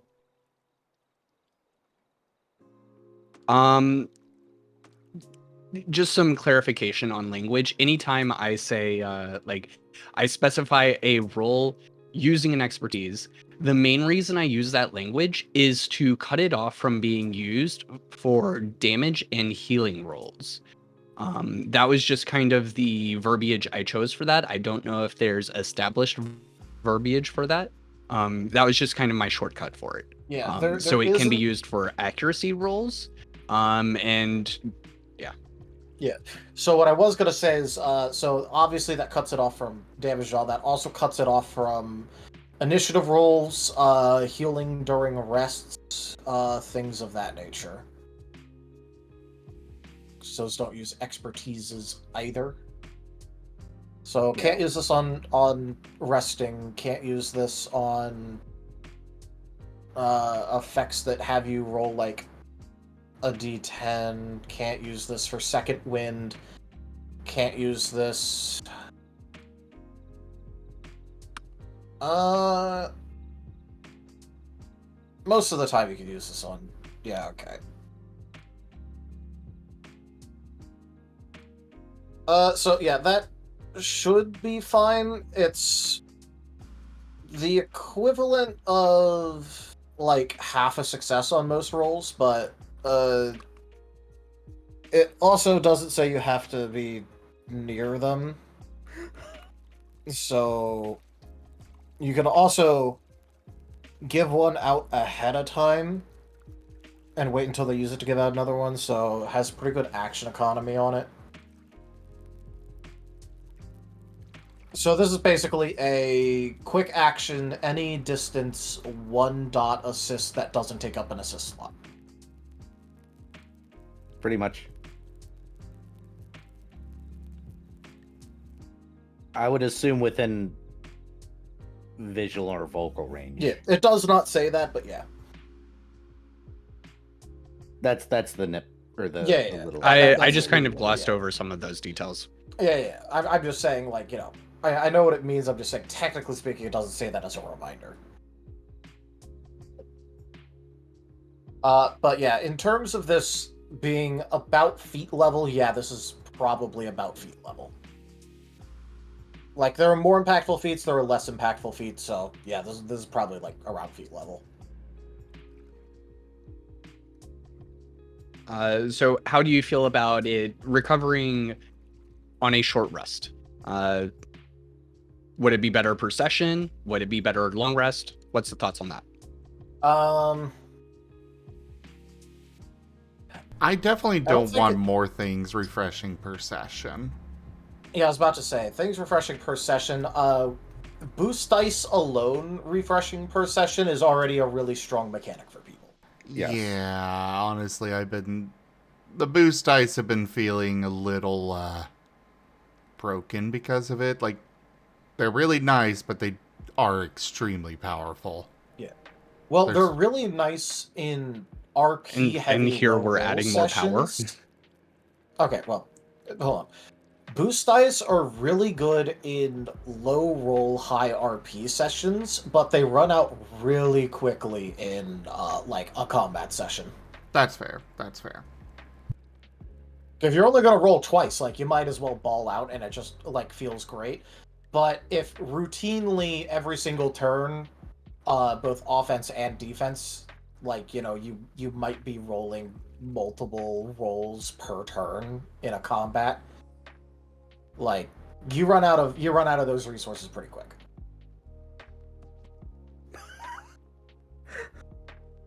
It is a strong mechanic, though, and I don't think we need to give any more resources that refresh per session. Yeah, I think short rest is fine. Short rest is fine. It doesn't need to be long rest. I'm perfectly fine with things refreshing on short rests. Especially because this says short rest, and so it does not let this recover on a breather.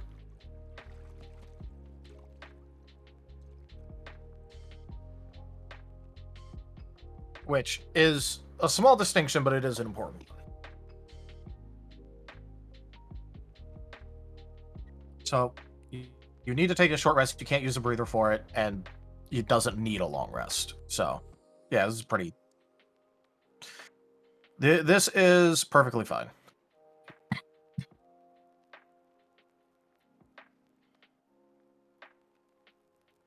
All right, so Charming 3, just an upgrade to the inspiration die.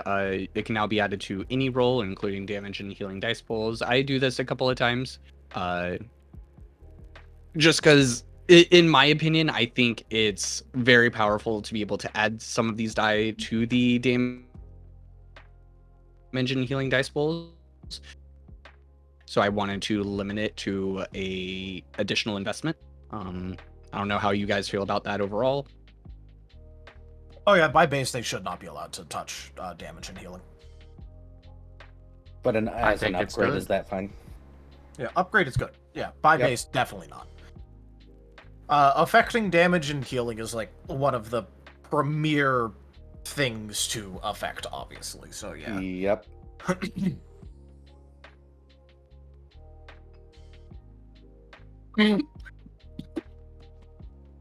Zem? I said it was good. Oh, okay. I didn't hear. This one was, I mean, I don't know how I feel about this one. Charming 4, your inspirational die now provides 2 dice to your target instead of 1. These dice must be rolled as part of the same dice pool. Just more dice. What's your capstone? Even though I can read it myself. The capstone is, you may now grant more than 1 use of inspirational die at one time. So if you just take the time to dole it out, you can just load up a roll. I would flip 4 and 5, personally.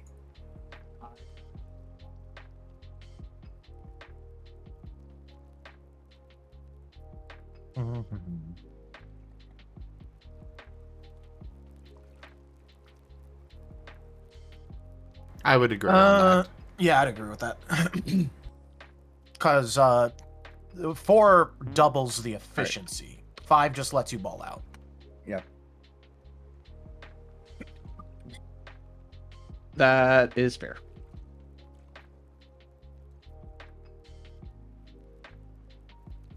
How to Telltale area says How balls in the brain the tonight. fuck do I move? There we go. I'll tell you what. You have balls in the brain. All right, so savviness. Wow.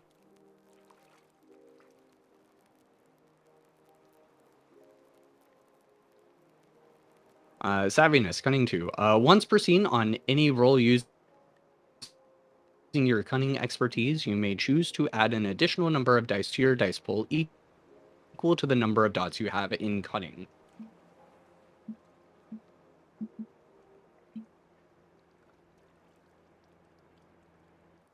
I chose per scene here because thematically I really like the idea that as part of your cunning nature, you just like one roll a scene, you're like, yep, loading that one up.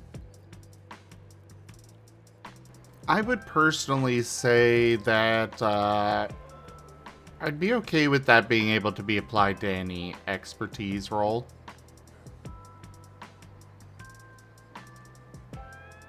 That way, if you've got a situation where you really need, where you need to use, like, innovative for some reason, you can still benefit from this perk, and it gives you a boost to that.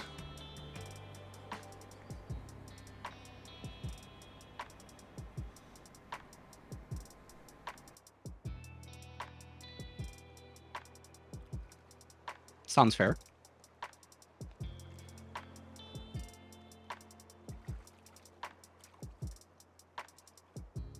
Any thoughts yourself, Tal?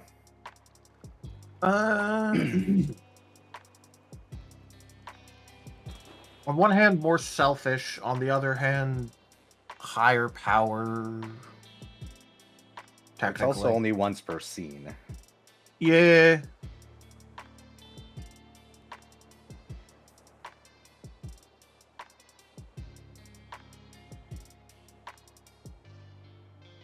And also, if you have multiple scenes, I mean, yeah, it's fine. Okay. It's on the higher end, but yeah, it's fine.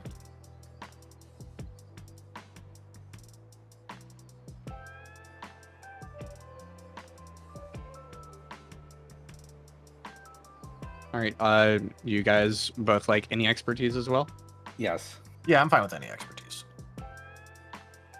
I think as a rule, these All right. I didn't come up. Go ahead, Tal. I think as a rule for like most of these, it should probably work with any expertise, depending, like, if it's providing a bonus like that. You know what I mean? Yeah. Or at least starting out. I think that's the only other one that was like that. So Yeah. all right. I'm just saying, like, I as didn't a come up general with an rule, because idea I know you're for going to be cunning making 3, but combination ones. cunning So if you're 4 going to be making combination ones, then Yeah, it's a good thing to keep in mind. Sure.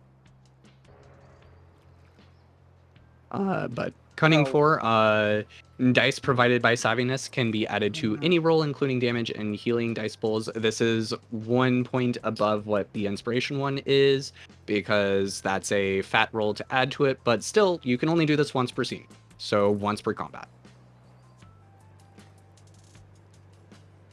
What's number 5 here? Savviness can be used. Number 5 is you additional, can utilize it.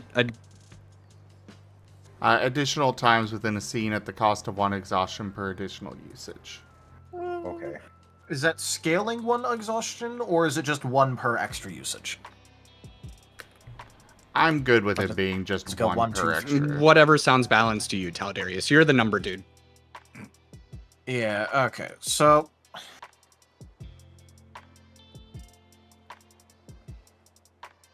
you can use as many times as you have it.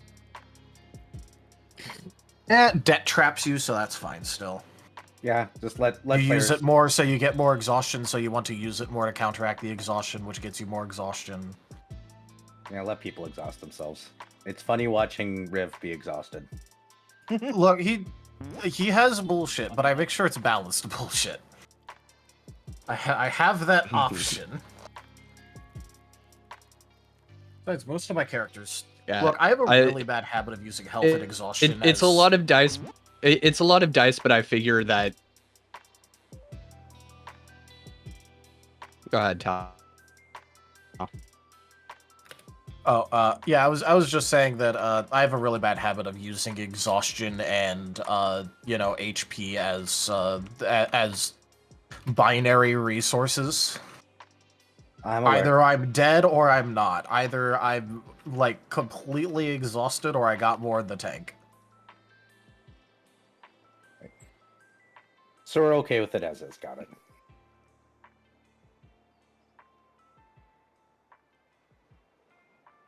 All right. Since I added this, I guess we'll go over this. Deflection, cunning 2. Upon being hit with a special attack, you can use your reaction to reduce the damage by the number of dots you have in cunning.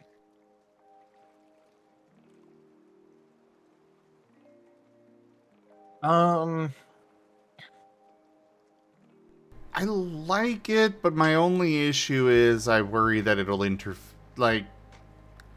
you have this, what's the point of parry. Yeah, it's effectively an automatic parry every single turn that you can still parry on top of too.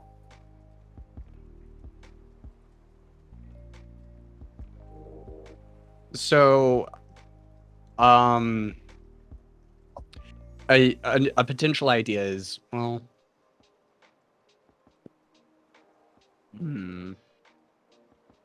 All right, I'll just nix this one for now and think on it a little bit more. Workshop it. Yeah. All right, so Concordancy, Empathic 2. Once per session, you can designate another character in your party as part of a bond with yourself. Characters that are bonded under this perk can willingly share boost dice to each other as if they were assisting, as long as they have line of sight or whatever to each other within whatever specified range we want. We just talked about not wanting more things per session. I like the idea of making people choose it at the beginning of a session so that they have to kind of be in tune with the rest of their party and what's going on, but that can be pretty easily changed, I think.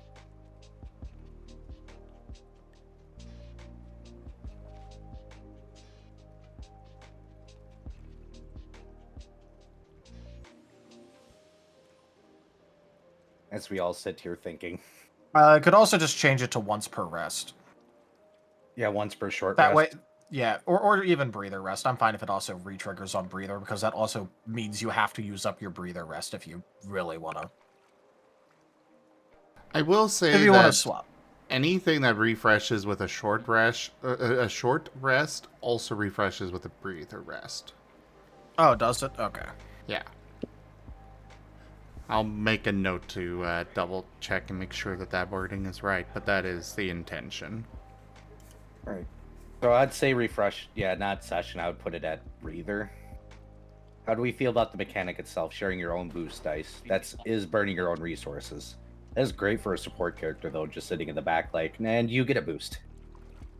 I'm okay with You that. can be Oprah. I will say let's limit it to short range, though.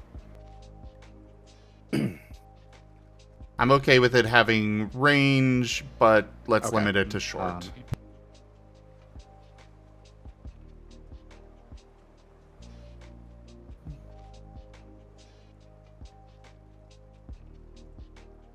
By the way, I double checked.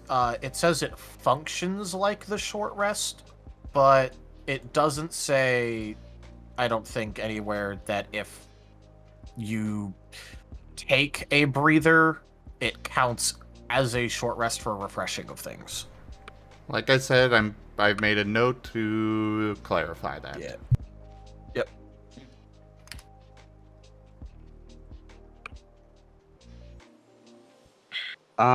So verbiage bond ends when you rest or something like that, whatever. Yeah, short rest. The verbiage can be ironed out. Yeah. Basically, you can only have one bond active at a time. Maybe that works. Yes. And all right, so Empathic 3 requires Concordancy. Characters under the effect of your Concordancy now gain an additional point in their integrity scores while they're within whatever range. Just kind of an aura thing, I guess. Doesn't necessarily have to exist. Yeah, Might be that too one. much. I don't know. That one Yeah. I think is too much. If we were gonna do that, we'd put it as a capstone. Yeah, that is, at least just in terms of what it does EXP wise, that is 30 plus 30 plus 30. That is 93 XP worth of stats. Okay. All right. Empathic 4 requires Concordancy. The effects of your Concordancy now work without you being part of the bond. You can choose another character to take your place as part of this perk. So instead of you and another character, it's any two characters of your choosing. All right, so you can do the equivalent of, like, pushing the figurines together and going, now Kith. Is it bad that I like it just because of that joke? Yes. I like it. I would say make that the Empathic 3. Yeah, that's fine as a 3. Yeah, that's fine as a 3. Okay. Okay, so Nova's required to stay away from Spike. Empathic and 5.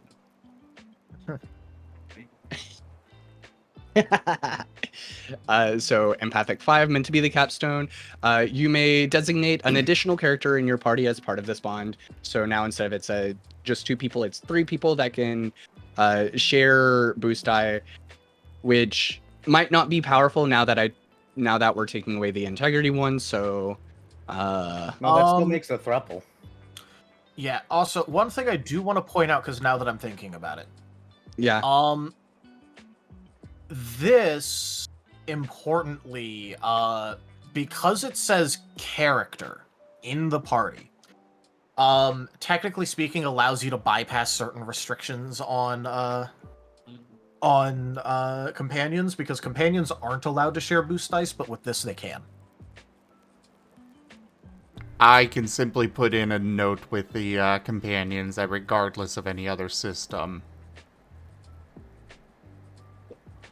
Yeah, that's fair. I just wanted to bring that up because I just realized it specifies character and companions are Okay. characters. Okay. That's a good note to put in. I just, wanted to bring that up. Rin gets it.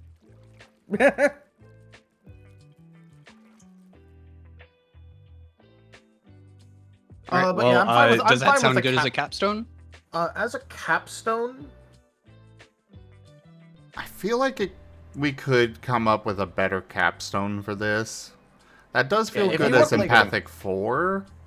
Yeah. If you want a good capstone, you could just yeet in a lets you share will and vigor too. Ooh, that would be a good capstone. That'd be a capstone. All right.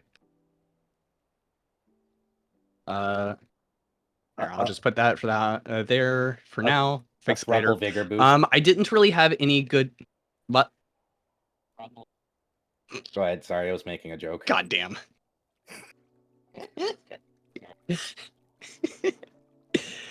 Yeah. Vigorous thruple activities.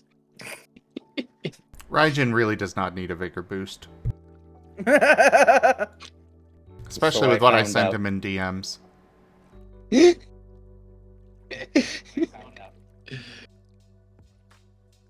Zim, you're gonna have to be careful with what you send to me when I'm waking up. Or I don't be careful with that. I guess the equivalent of or what if I do anyway? So anyway, I didn't really. I didn't have any particular ideas on the scale of these for forceful. A few rough ideas I had.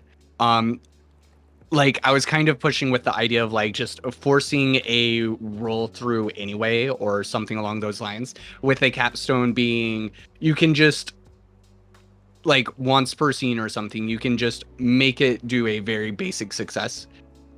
But that also feels very powerful and very antithetical. So I just didn't really have a complete idea for forceful. Yeah, this is like the equivalent of resiliency dice. I was suggesting things like being good at possibly breaking items or stuff like that as well as options. Yeah, but that's those are super specialized. Yeah, I know. I kind of like the idea of forceful being able to prevent a target, I would say within short range, from modifying their dice. It's something that I think the storyteller might wind up picking up more often, but, I mean, technically, bosses and such have access to willpower and vigor and such. So, somebody in the party that picks up forceful, they can just say, yeah, no, storyteller, you're not willpowering that. I'm fine if it fucks with boost and all that to begin with, but it being able to turn off vigor and will should be like capstone. This is something that I'm thinking once per scene. Okay, once per scene being able to do it. Yeah. And then later upgrades can allow you to use it more often. Well, I guess there's a starting point for you. The forceful is the forcing you not to do things. You're perfect just the way you are, boss, while we kick your ass. By the way, Zim, I hope you are well aware that this does mean that eventually Nova will be picking up abilities that means you can't fuck with your dice when rolling against him. I'm aware.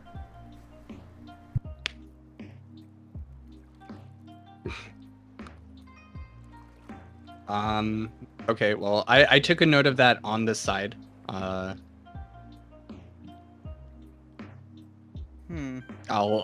try and come up with a more complete system with that for forceful or something else. Unfortunately, I just couldn't come up with much. Yeah. Good to move on. Yeah. Yes.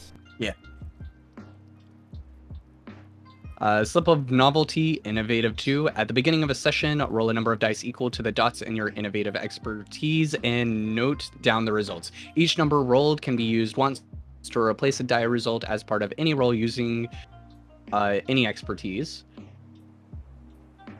Let me change that. These dice do not roll over to the next session. Basically, miracle dice. It's Miracle Dice! I love Miracle Dice.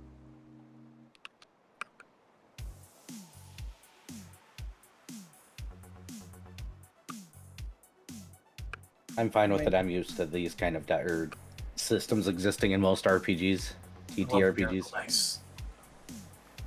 They are very nice. How often do they refresh again? He's Session. got it for I didn't- session right now, which I do want to move away from per session stuff. Yeah. But we could do it short rest.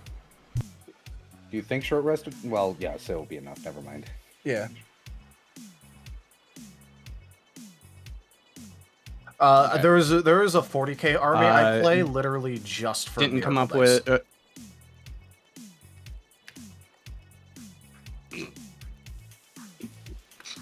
I'm not even joking. Of course. So I didn't come up with an idea for Innovative 3, but Innovative 4, you may replace any roll with a dice... What the fuck was my writing here? You can replace any roll at all. Like, if anyone makes a roll, you can choose to swap out dice if you want. So if you have ones, you can This rate them. includes damage and healing? Yeah. Or, give, like, if you have a success, you can give a success to another team member.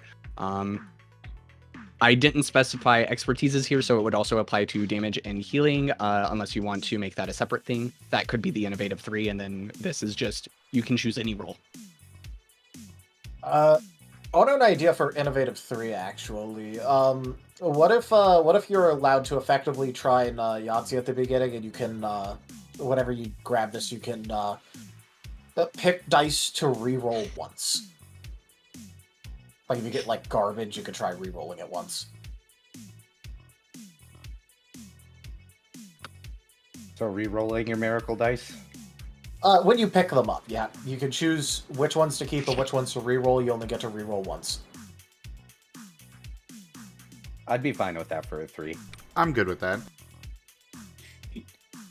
I'm kind of worried that the Okay. capstone feels slightly weak. It doesn't, at uh, least if I On the flip side, Well, imagine you could spend your boost dice as much as you want on a 10 that you rolled, and at any point you can just replace your own dice or any of your allied dice with a 10, including ones. True. That is a capstone. You could just decide, I win. I am fate. I was worried that penalty was not good enough for that, honestly. Like, just saving 10s for later is so scummy. It is really scummy. It is a capstone and a half. That is really good. So is saving once, though, because you can mess somebody up. Yeah, well, but then again, with a reroll as well, like, you're going to pick up, generally speaking, at least 1 10 or 1. If you like, if like let's say you're just fishing for that and you get that, you grab like 5 dice. Oh, hey, I didn't roll any 10s or 1s. Re-roll them all.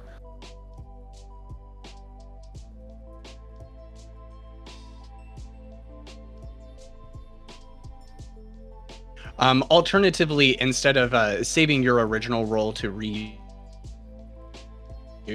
you could make it swapping with the die that you replace.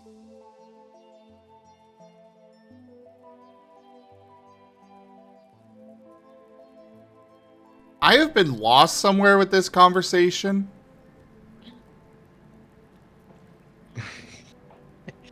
Okay, we didn't finish Innovative 4. Do we need to go back to that? Everyone good Yes, with you let's can go with replace 4 first. anyone's roll? Yeah. That's fine. Yes, just do Okay. note So short Innovative range. 5 requires Slip of Novelty. Short range. I'll fix that later.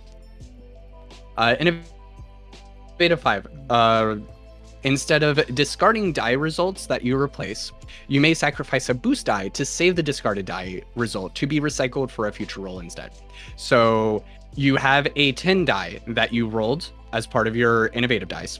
You put that 10 in somewhere, and then you sacrifice a boost die, you still have that 10. So you can recycle it for later. Yeah. Which also means that on an opponent, you could take their 10, replace it with a 1, and take their 10 for later.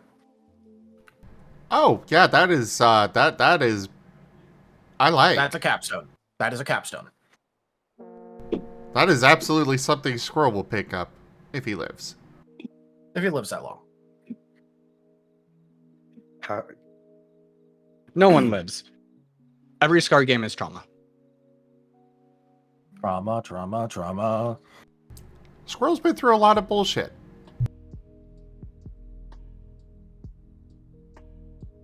chat's not crying enough. I need to fill my mug of tears. Era?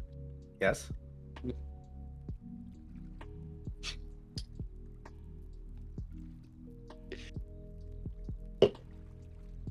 Did you have any thoughts on the capstone? Nope, I said we're good. Okay. So moving on, flow state, instinct 2. As a quick action, you enter a state of flow until you choose to end it or until the end of the current scene. While in flow, you cannot take any defensive maneuvers, potentially except for cleanse, and you add 1 die to every roll using any expertise. When using flow outside of a combat scene, you gain 1 exhaustion at the end of this benefit. You can use this feature up to prolonged rest, something.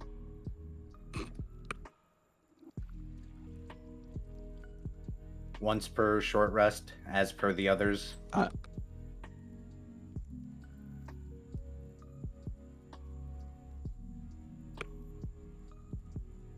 mean, it's for an entire scene, basically, so, Barbarian Rage. Okay.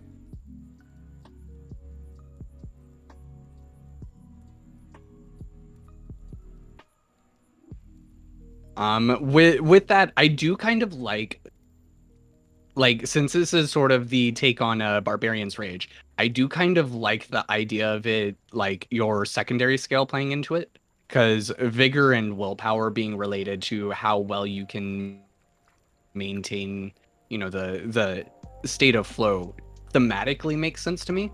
But I mean, this just whatever number we need to limit this to, because it is for an entire scene. And the only penalty is if you're using it out of combat, it's 1 exhaustion.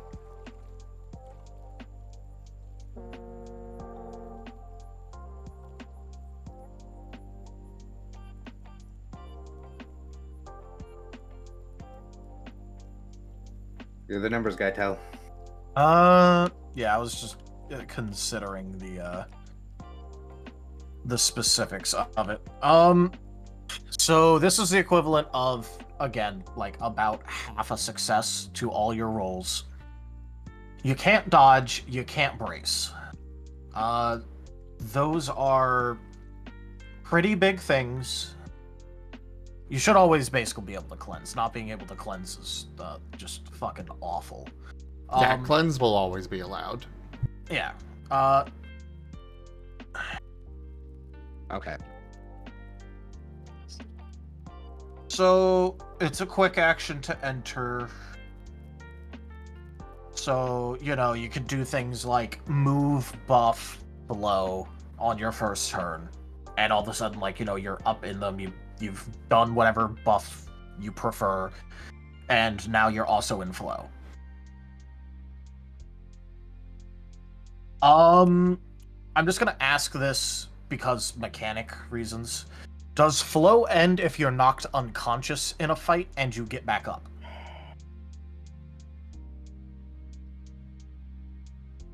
It should be probably. That'd be my assumption, honestly. Yeah. This is a combat passive state, so figuring out how it gets disrupted kind of important. Just whatever verbiage we need, like more or less it is barbarian rage, so whatever verbiage we need to make sure it's like within that kind of functionality. Yeah. So it's rolls using expertise, so things that you'd get this +1 on in combat is accuracy, application if you're using any sort of condition appliers, because that's the accuracy phase for it, it's the application. You'd get it for your cleanse rolls, if you're trying to cleanse something. And then any miscellaneous rolls like, athletics, any sort of resistance rolls that you're making. So it doesn't really give you premier stats, but it buffs up everything else a little bit. So Okay. I did not do great that round. yeah, and then obviously for the out of combat, gaining 1 exhaustion at the end of it, yeah, sure, whatever. I would personally say the 1 exhaustion would apply regardless of if it's out of combat or in combat.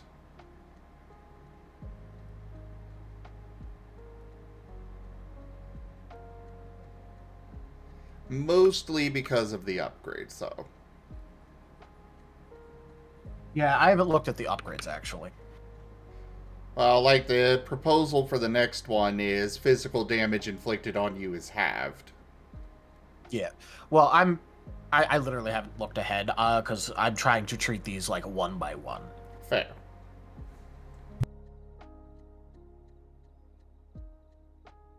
I think I'm fine with it personally. I'm assuming it's once per short rest, right? Or is it you can do it once a scene period?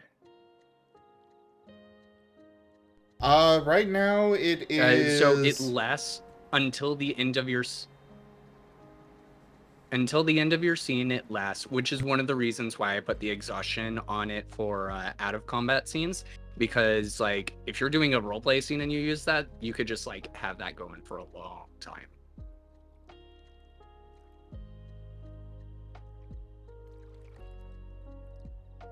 I will I think say the party is that asking. out of combat use of this, you would not be able to use it for social situations. Because the whole idea of flow state is you are kind of... like, it's got a lot of benefit for, like, crafting and such. But actually talking to someone, not so much. I mean, I could see it working with talking to people. Alright, we can allow that, but yeah.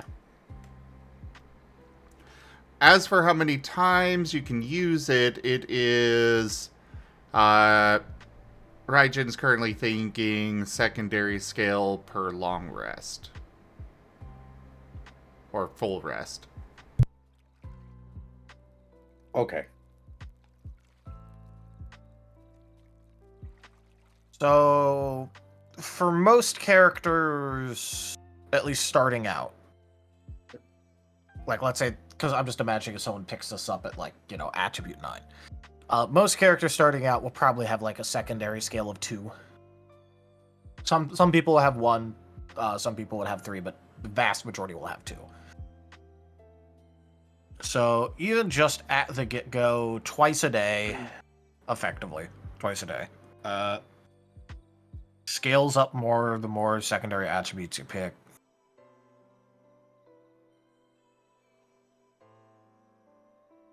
Yeah, it's pretty balanced. Gain the exhaustion, you just get a bunch of dice for free, slowly, over time.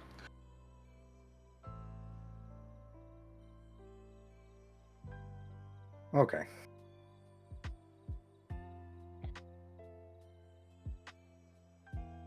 I don't like short rest for this one because like as someone that does like actually go into flow state a lot, like with art, if I do that too much in a day, I'm knocked the fuck out. No, that's understandable. I was just asking what it was. But long rest is fine. Yeah. I have no issues Yeah. with it as is. Flow state is a thing. I get Well, into that with unfortunately, I devs. I get the dev work going, and it just goes and goes, and suddenly it's 7 a.m. See, unfortunately, I hyperfixate. I don't hit a flow state. I hyperfixate, so I think about it for days on end. Well, Yeah. they're kind of similar, but Similar concept, different application. Okay. So that one's okay. Instinct 3, hell no. Yeah, I figured that one would be a no. But I do have a potential idea. So let me. Are we okay with the secondary scale per long rest? I mean, Yes.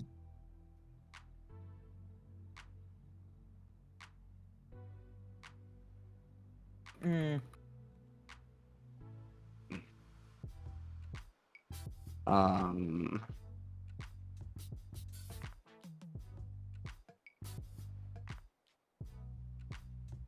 All right, so I'm just going to do this. I don't think I'm going to keep that. So instinct 4, your additional die while in flow is also added to power rolls.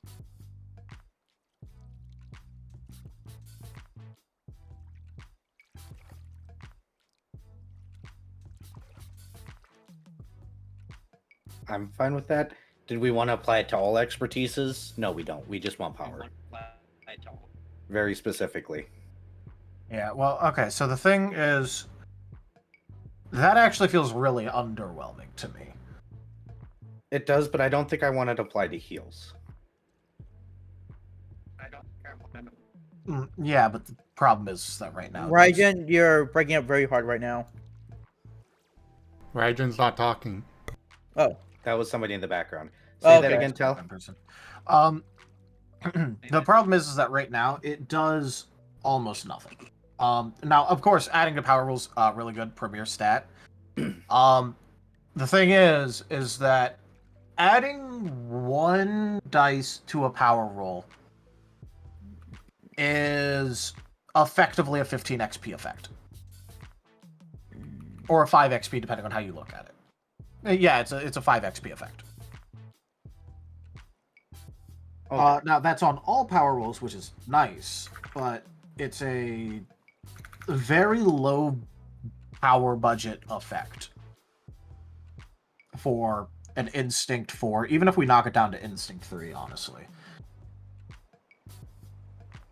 Because it's 1 dice.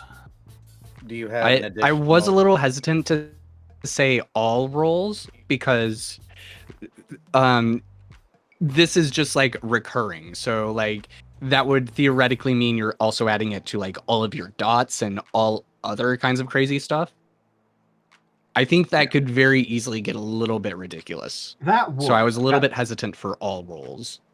Yeah, that would. Yeah, as I said, I don't think that would be good for healing specifically. Yeah, What I'm trying to say is there's nothing wrong with what it does currently. I just think we should add something else onto what it does as well at that level. What about Second Wind as well?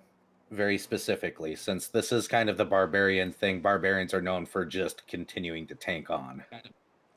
All right. If it goes in with Second Wind, adds to power rules, adds to Second Wind, that is pretty good. There is a feat out there called Second Option, I think it is, which you can exchange exhaustion for more healing during Second Wind at the cost of 1 exhaustion for 1 extra dice. So, yeah, that would be a pretty powerful effect. Because it's like, getting the benefits of a different feat. And we know Nova's taking that. Well, Nova, technically speaking, Nova is definitely taking that, like, basically automatically.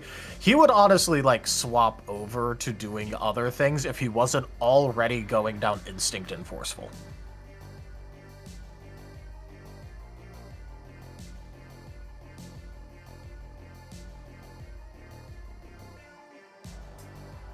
What do you think there, Zim? Well, first off, I think we should not worry about Nova because he's dead. True. Yeah, but Nova's ghost is going to be up there fighting things. That's a ain't scary up in thought. heaven if he ain't fighting his way out of hell or fighting his way out of heaven. Look, all I'm saying, he's gonna Lobo it. Do you think the Afterlife is gonna want him? No, he's gonna get kicked out of whatever versions of Afterlife there are because no one wants to deal with them. He will be soon enough in the between. Purgatory. But second off, Zim. I don't know what to do with this. I definitely agree it feels very underwhelming.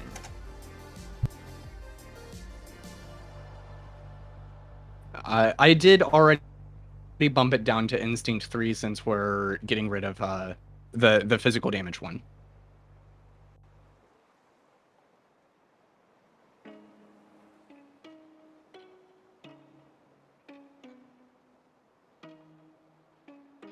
We're getting close to end time, by the way. Yeah, which means you probably won't be able to go over my thing. Yeah.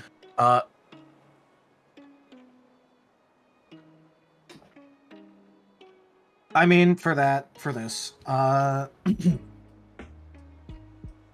think we could just mark this as underpowered and think of something else to add to it rather than, like, over time instead of agonizing over it. Yeah. All right, so this was originally the capstone. I decided this might not be enough, but I have it marked as just an X. There's no limit to how often you may interflow. Could be Instinct 4.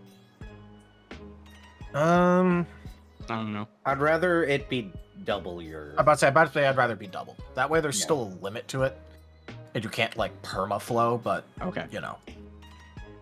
Though meeting somebody that's permanently in flow would be hilarious.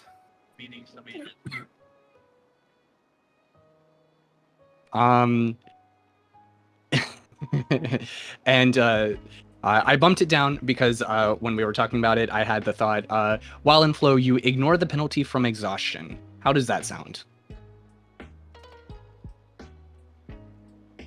I'm actually okay with that. Yeah. I know for a different ability I played with something similar where it was treating yourself as 1 exhaustion bracket lower than you are. But if it's while in flow, you do have a limited amount of time you can enter flow. You get knocked out of flow if you're knocked unconscious. So, yeah. Because it doesn't do anything to get rid of it. And while you're in flow, you're technically speaking accruing 1 exhaustion, so you're technically making the problem worse. So, again, it kind of exhaustion traps you. Get debt trapped. We can roll with it for now and see how we feel about it after we see it in play, see if it feels too OP. That's one of those where I go, but... Well, okay, so the thing about it that's like really good and strong about it is for your exhaustion, you don't pass out until the end of the scene. So technically speaking, if your character has this and they enter flow and they want to jam out, they can spend like 20 plus exhaustion, because at a certain point you can't willingly accrue more exhaustion. Like, using all these powerful effects, all these rerolls, and they aren't slowing down at all, and then it ends and then they fall over like, a shonen protagonist.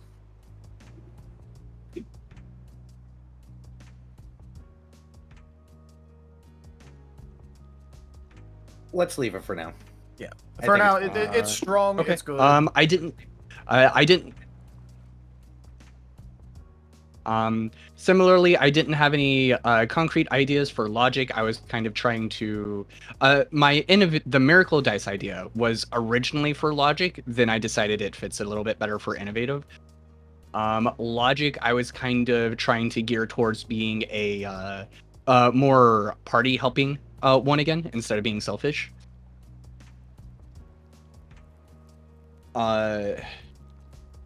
I don't know if we want to dwell on that very much or just move quickly past it since there's nothing there.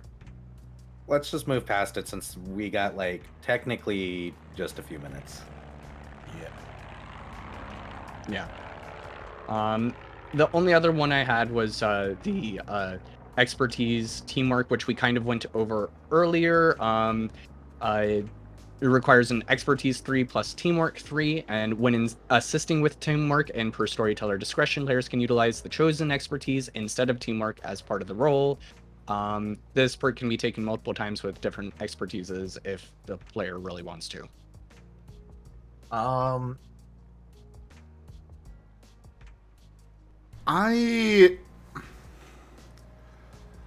think we should just not have perks for teamwork. We have feats that already cover a lot of stuff involving teamwork. And teamwork is kind of its own thing when it comes to the expertises altogether. Yeah, also, I don't like the idea of an expertise perk that now makes it so that way you are incentivized to completely ignore that expertise from now on.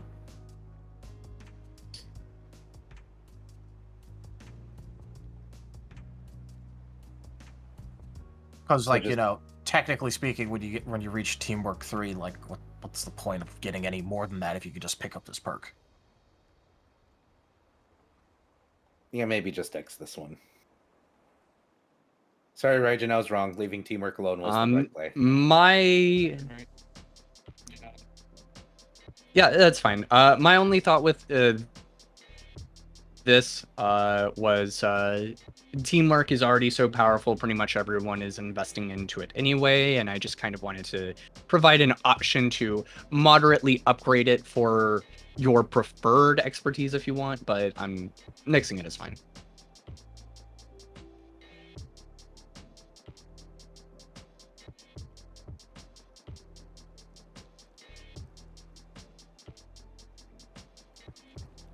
Yeah, I think we'll just go that route and not have perks that's for all I had in the teamwork. document for now. So, Tal, why don't you give us a cliffhanger of what you wanted to talk about? Yeah, so I was gonna talk about our EXP economy, about how, with the new numbers, we need to be really careful because we might be going into the equivalent of EXP deflation. Because we keep adding on more systems that take XP, when a lot of our current EXP income is based around from before we had that, and now we're changing it. But technically speaking, we're not gaining that much more EXP on the regular with the new EXP rules. So might be a little bit of EXP deflation going on. I can hear Varu screaming.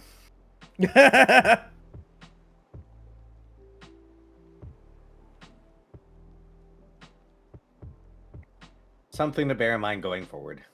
Yeah. I was gonna get into a long discussion about it, but I cannot fit that discussion within like 15 minutes, so. I know it is a problem. For next dev session, I would like some potential solutions come up with. Oh yeah, I was gonna go into like a whole thing about it. Because I went and recrunched numbers, because like, when I looked through it, I'm like, yeah, okay, these numbers look fine, but then I went back and like, double checked everything, and I'm like, we might be at EXP deflation now, actually. Well, I look forward to next time to seeing that then. Have you already crunched the numbers for the new tiers for weapons and stuff yet, or have you yet to do that? I'm like partway through doing that. I'm not actually done with it, so I haven't. Okay. I'm still working through it, because the other thing that I was thinking of is this is also on a complete aside. So one interesting thing is that technically speaking, this also means hybrid characters get upgrades far more often than any other character. Because the upgrade tier points are alternating and offset from weapons and moves. So technically speaking, they get an upgrade every about 2 to 3 attributes as compared to any other type of character.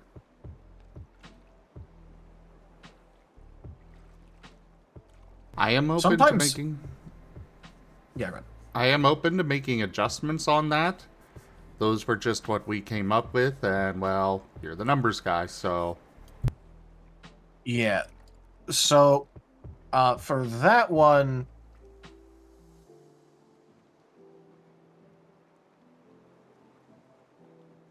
If it is...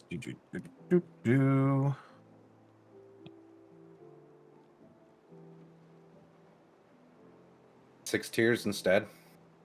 Well, okay, so Oh. this I haven't actually done the numbers on, because I wasn't actually... Because I was planning on going into, like, the big EXP number rant, but now this has just been brought up, so...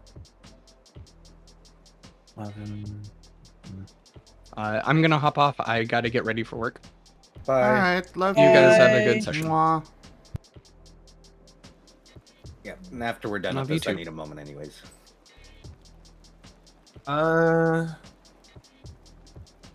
Need to walk away, get myself some caffeination. Yeah. Honestly, if we change it so that way it's like, 5 through 9, 10 through 14, so on and so forth,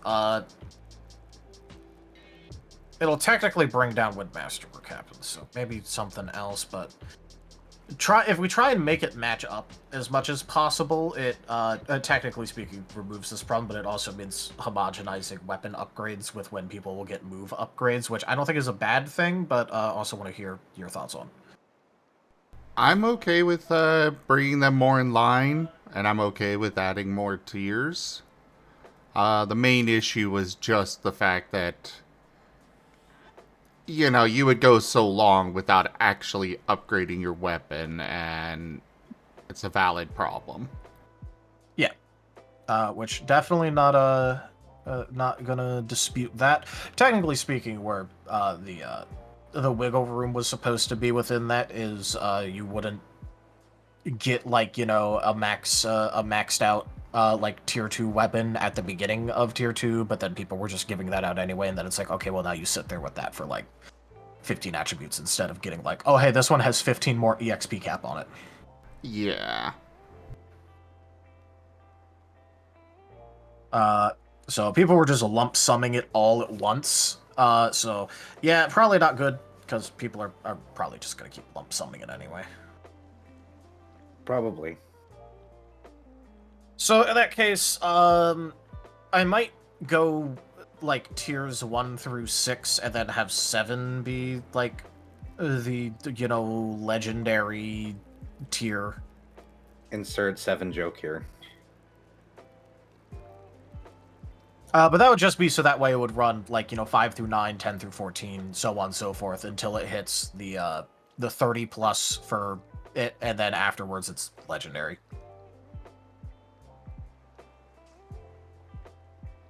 And that literally just has it be, oh hey, at every single point you get an attribute upgrade.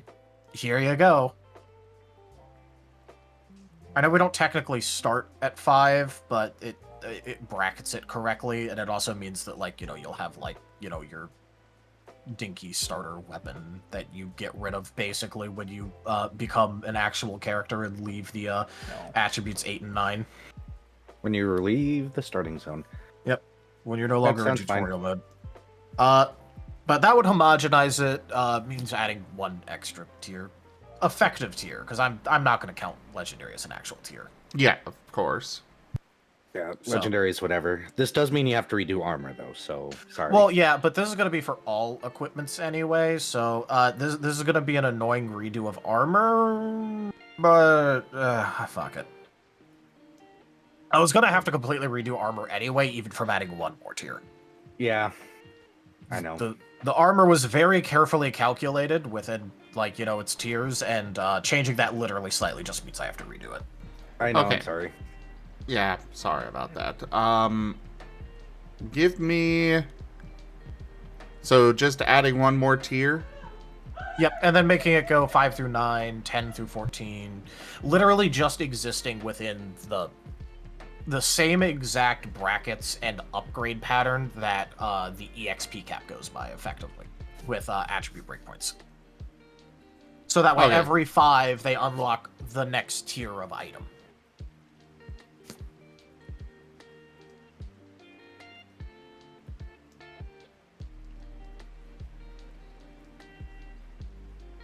Okay, in that case, we need another name. We can figure that out later. We don't have much time. Fair. Yeah. But Let I me was see if also can just- going to update that with the next actual update, because I haven't done that for this month yet. Yeah, um, basic. Fine. I'm considering I'll let Cal the... figure it out.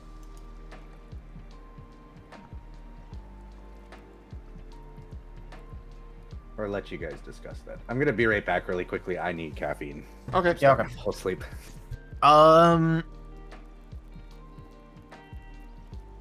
So, do you want to kick everything 2 up 1 more and, like, you know, put fine at 3 and then put something like standard at 2? We did specifically want to synonyms for avoid standard because many other things use the term standard. Yeah.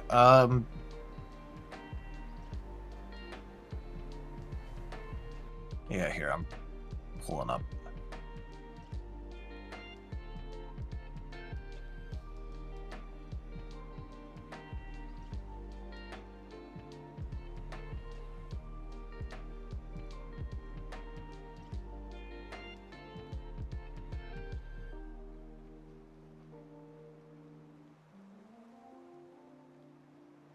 Well, somebody is just... I looked it up, and we've got a list of a whole bunch of item qualities. Mm-hmm. Bad, poor, fair, average, good, great, excellent, superior, exceptional, masterful, and legendary is their list. I don't necessarily want to call something bad. We could put great in between fine and superior.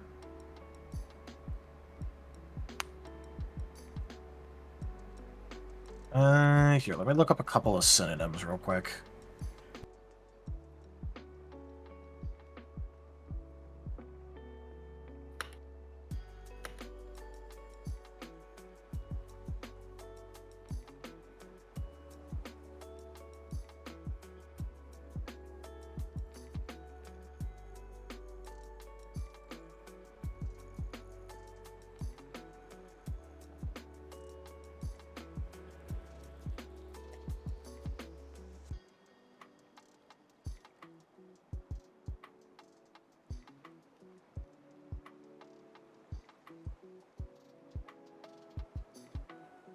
I mean, I know you didn't want to use standard, but what about something like average? Like, this is the level that, like, you know, the average kind of, like, you know, person would have.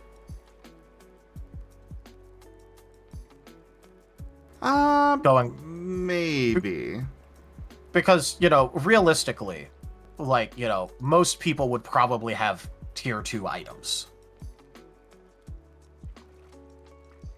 It's not like, a basic starter bullshit stuff, but it isn't exactly fine quality.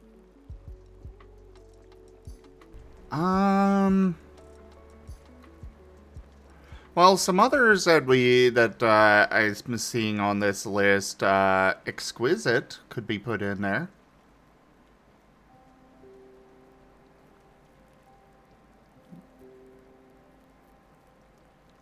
And that would be in what tier? I mean, the tier doesn't matter so much. We can put it in wherever. It's more that we just need to add a new one. Yeah, it's just more that doesn't differentiate stuff as much, because we have, superior and then excellent. We have fine, superior, excellent, masterwork. So intuitively, it's harder to figure out exactly where that would align. But like, if it goes basic, average, fine, like, that's a pretty clear. Like, okay, yeah, basic is worse than average. Average would be worse than a fine quality.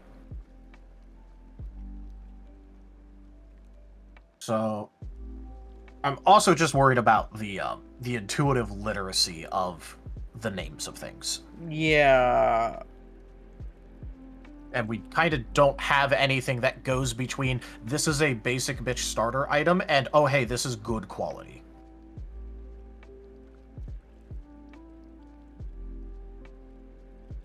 And if we don't want to use things like standard, like, a good synonym would probably be something like average. What about adequate? I kind of like that, Gib Gab. Adequate? Yeah, adequate. This blade will be adequate. This does give all new meaning to this is your basic bitch sword. Yeah. Well, I mean, it literally is, though. It's literally your starter basic bitch sword. Where'd you get this? The training room? Yeah. So, they gave it to me for free. It's made of wood. So yeah, we could add in another one between basic and fine of adequate. My issue with average is that we have used average throughout the document a lot. Yeah, fair. We can always change the nomenclature later. We can. Yeah. Call something of middling quality. As long as All you right. don't use the word mediocre, because I hate it. We good with adequate then? Yee. Sounds good to me. So, Ari, you don't like mediocre. What's wrong with it? Is it a mediocre word? Puts out the Okay, let's go ahead and wrap this up. Come on. No, we're gonna wrap it up. Yes, master. We're gonna wrap this up, and then I'm gonna go infiltrate you. Well, thank you everybody for joining us today for this DevTales session. Check out our website, zgfgaming.com. We've got links for our Discord, Telegram, Mastodon, Blue Sky, Patreon, and more. They're on the website as well as down in the description below through our link tree.